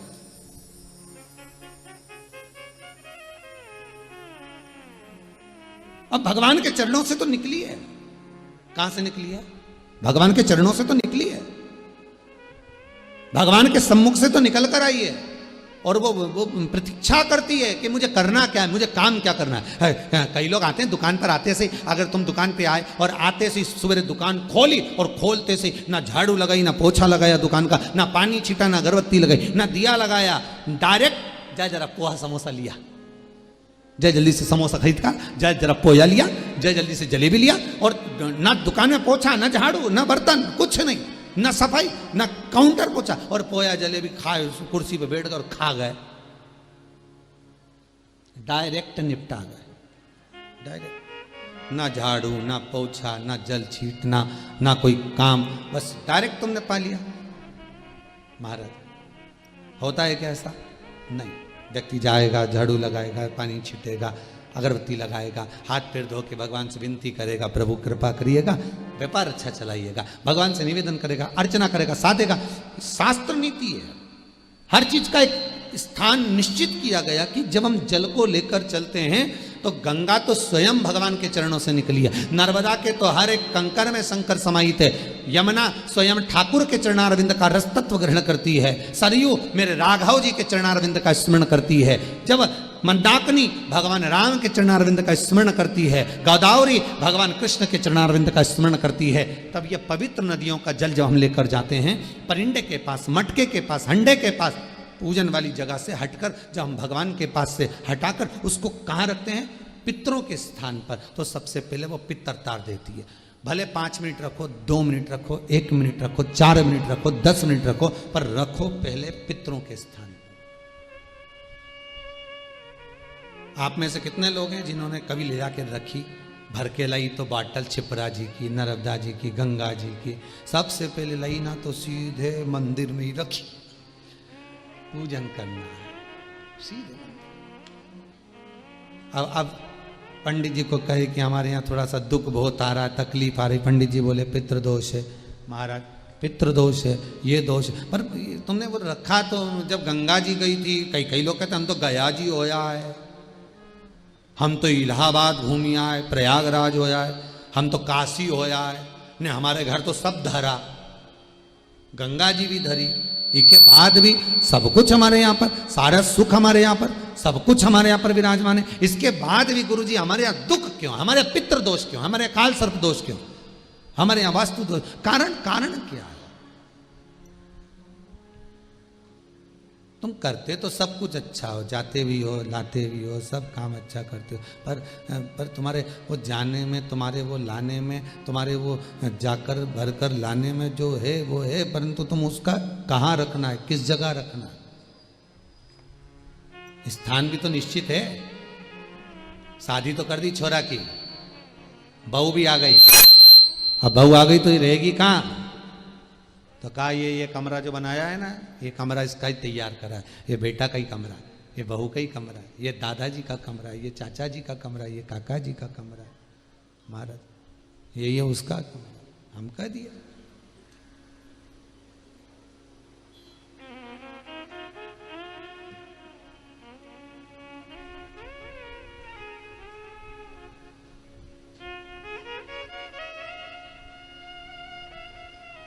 बस स्थान परिंडा का पास, वहां से उठा लो, फिर भले मंदिर में ले जाकर रख दो, फिर भले पूजन वाले स्थान पर ले जाकर रख दीजिए, फिर भले भगवान के धाम में ले जाकर रख दीजिए। वहां से निकालने के बाद घर में कोई अच्छा कार्य हो, गंगा जली खोलो, बंद कर कर पूजने की नहीं है, गंगा जली खोलो, उसकी पूजन करो खोल कर। गंगा का जल भी कहता है कि मुझे बाहर निकाला जाए जिससे मैं परिवार का, घर का कल्याण कर सकूं।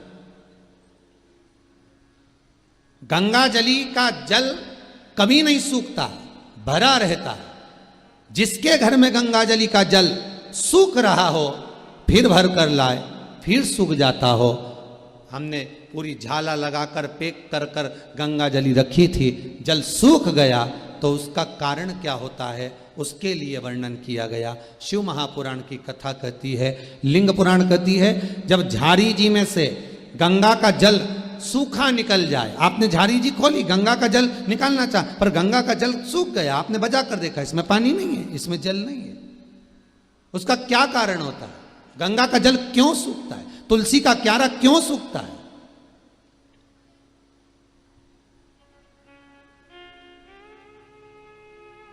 किस लिए सूखता है?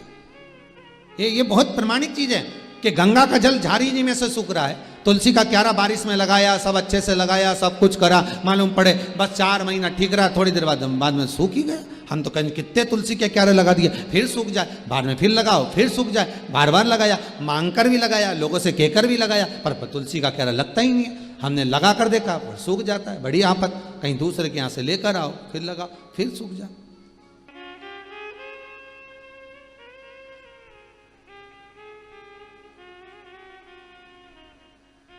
आज एक माता जी ने बहुत सुंदर प्रश्न किया था, अच्छा प्रश्न था, इसलिए थोड़ा ध्यान में है। माता जी एक बोली, कहने लगे, गुरुदेव हमने सुना है कि जिस बेलपत्री के वृक्ष में बेल का फल ना लगा हो, उस बेलपत्री की पत्ती शंकर को नहीं चढ़ाना चाहिए। हमने उन माता जी से पूछा, पहले ये बताओ कि कौन सी पुराण में लिखा है, कौन सी पुराण में किस जगह पर लिखा, और कौन सा महाराज जी बोला, उनका नाम भी तो बताओ कि इनने बोला कि बेलपत्री में जब फल ना लगे तो उसका पत्ता ना चढ़ाएं जब तक उसमें फल ना लगे। नहीं नहीं, बेलपत्री का एक नियम है, बेलपत्री के वृक्ष का एक नियम है, बेलपत्री के पौधे का एक नियम है। पौधा बहुत छोटा है, बहुत छोटा, तो उसकी पत्ती ना उतारे। एक तो बहुत छोटा, ऊपर से आपने पत्ती निकाल ली तो वो तो बेकारी हो जाए ना, उसको सूख ही जाएगा। बहुत छोटे पौधे की पत्ती नहीं निकालना। बेलपत्री के पौधे का नियम है, आपके ऊपर बेलपत्री का वृक्ष का छांव पड़ने लगे, उसकी डाली आपके मस्तक से ऊंची हो जाए, उसकी छाया, उसकी पत्ती की हवा आपके मस्तक पर लगने लगे, तो उस बेलपत्री के पौधे की पत्ती उतार कर आप शिव को चढ़ा सकते हो। पर यह नहीं लिखा कि उसमें फल नहीं लगे तो चढ़ाओ मत ही, ऐसा प्रमाणिकता नहीं,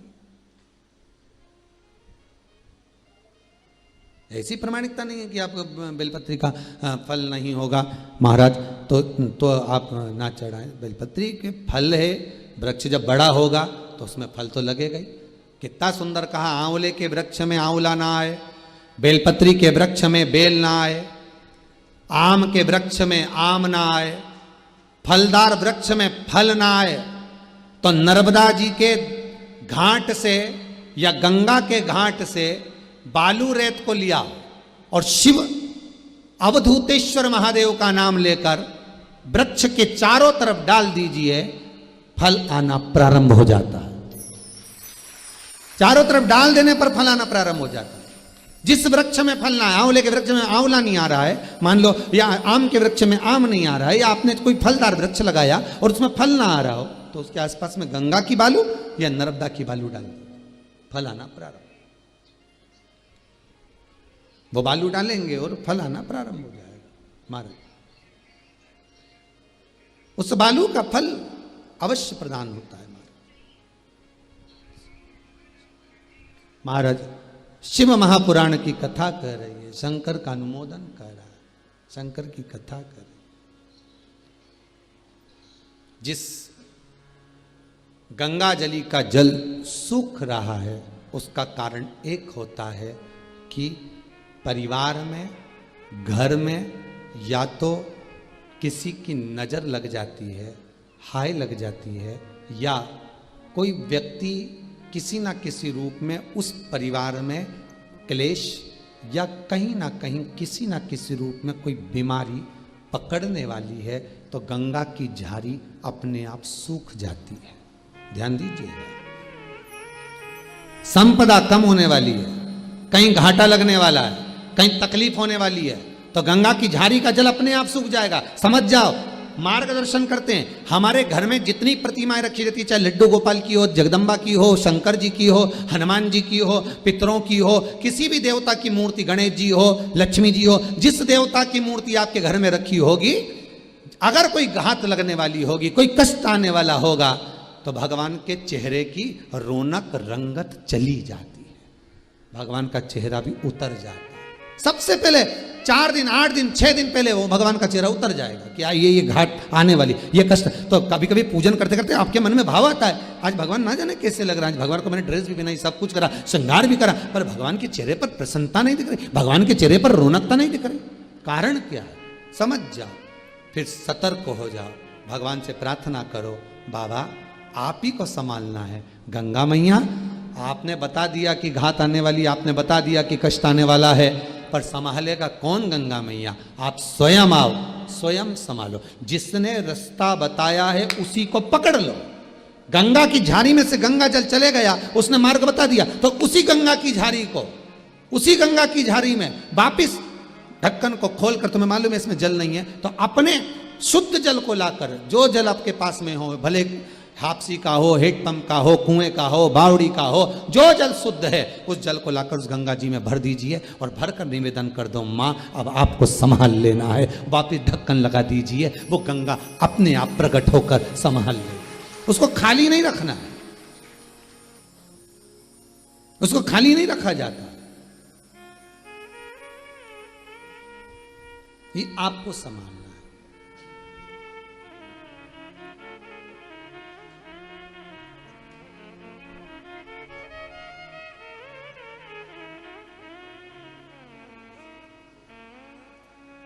उससे निवेदन करना कि मां आप हैं। कितना सुंदर कहा, जहां तुलसी का क्यारा सूख जाता हो, तुलसी का क्यारा अगर सूख गया, एक और बात बहुत अच्छे से याद रखना, बहुत ध्यान रखिएगा, जब घर में परिवार में गंगा जली पूरा उत्सव मनाकर खोलते हो, तो गंगा जली की जो झारी होती है, वो झारी का गंगा जल जब निकल जाता है तो झारी को अपने घर की बहन बेटी को दे देना चाहिए। घर में खाली झारी नहीं रखना, या तो उसमें जल भर कर रखो। गंगा जल की झारी खाली नहीं होना, उसमें या तो गंगा जल में और गंगा जल मिला दो, और जल मिला दो, दूसरा जल मिला दो, पर उसको भरकर उसमें थोड़ी ना थोड़ी मात्रा जल की होना चाहिए। और अगर नहीं रख सकते तो वो अपनी बहन बेटी को दे दो। फिर बहन बेटी भले अपने घर में खाली भी रखेगी तो उसको दोष नहीं लगता। पर जिसने गंगा जली खोली है, जैसे तुमने गंगा जली खुलवाई, बड़े आराम से खुलवाई, ब्राह्मण का भोजन भी करा, यज्ञ भी करा, अनुष्ठान भी करा, और गंगा जली खोल भी ली, और खोलने के बाद गंगा जल सबको बांटा भी सरी, और वो गंगा जली जो खाली हो गई तुमने रख ली, तो वो दोष दे। हाँ, उसमें अगर जल भर कर रख लिया तो दोष नहीं देगी। उसमें थोड़ा सा गंगा जल बचा के रख लिया आपने, थोड़ा जल बचाया आपने, तो वो दोष नहीं देगी, वो आपको सुख प्रदान करेगा।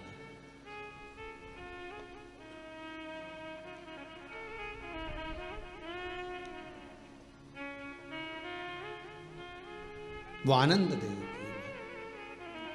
शास्त्र कह रहा है,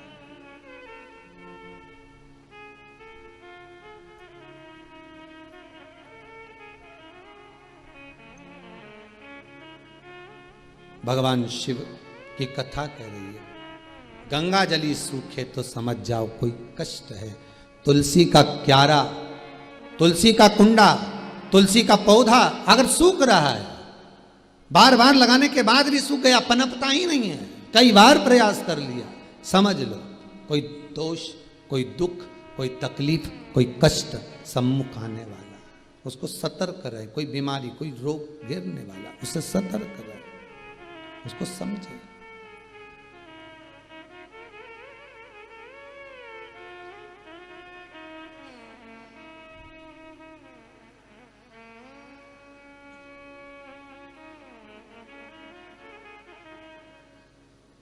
इसीलिए कहा है ना महाराज, मीठे रस से भरोरी तुलसा रानी लागे, महारानी लागे, मन प्यारो प्यारो सांवरियारो मंदिर लागे।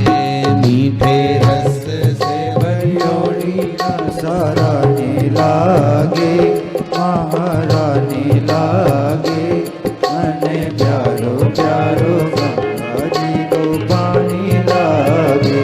मीठे रस से भरोरी तुलसा रानी लागे, महारानी लागे, मन प्यारो प्यारो सांवरियारो मंदिर लागे।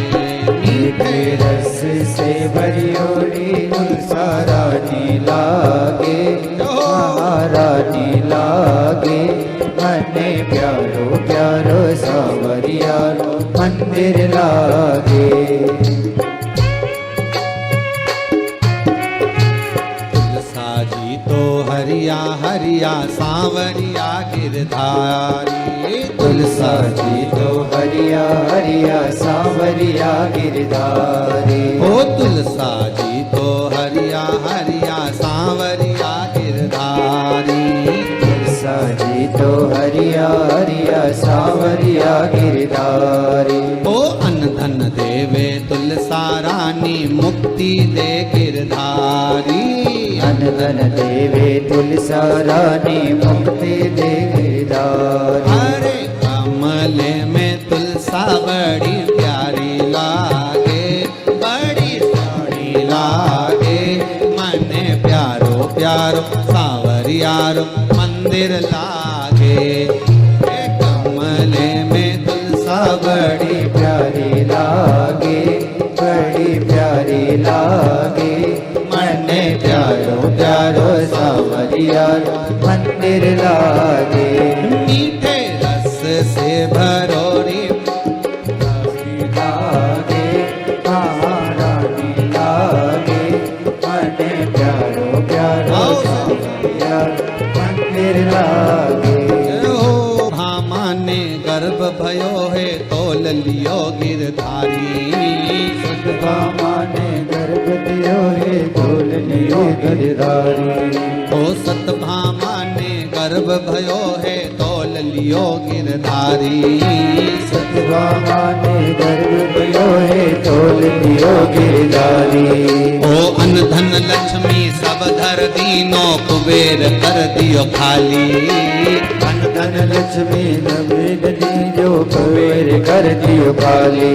ओ अन्न धन लक्ष्मी सब धर दीनो कुबेर कर दियो खाली।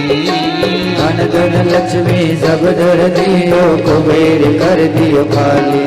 ओ ठाकुर जी रो पलड़ो चोणी चोलागे, चोणी चोलागे।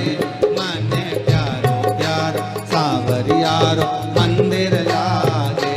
मीठे रस से भरियोड़ी तुलसा रानी लागे, महारानी लागे। मने प्यारो प्यारो सांवरियारो मंदिर लागे। मीठे रस से भरोरी तुलसा रानी लागे, महारानी लागे।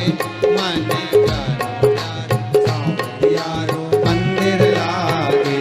मीठे रस से भरियोड़ी तुलसा रानी लागे, महारानी लागे। मने प्यारो प्यारो सांवरिया मंदिर लागे। मने प्यारो प्यारो सांवरियारो मंदिर लागे।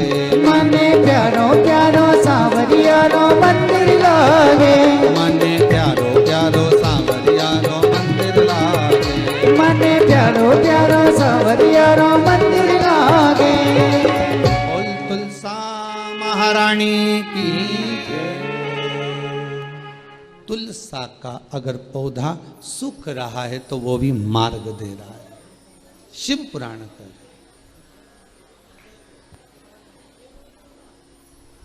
गंगा का जल झाड़ी में से सूख रहा है तो वो भी प्रेरणा दे रहा है, वो भी बता रहा।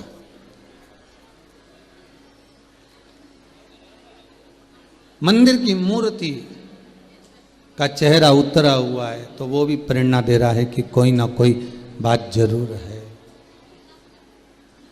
वो बता रहा है। शिव पुराण कह रही है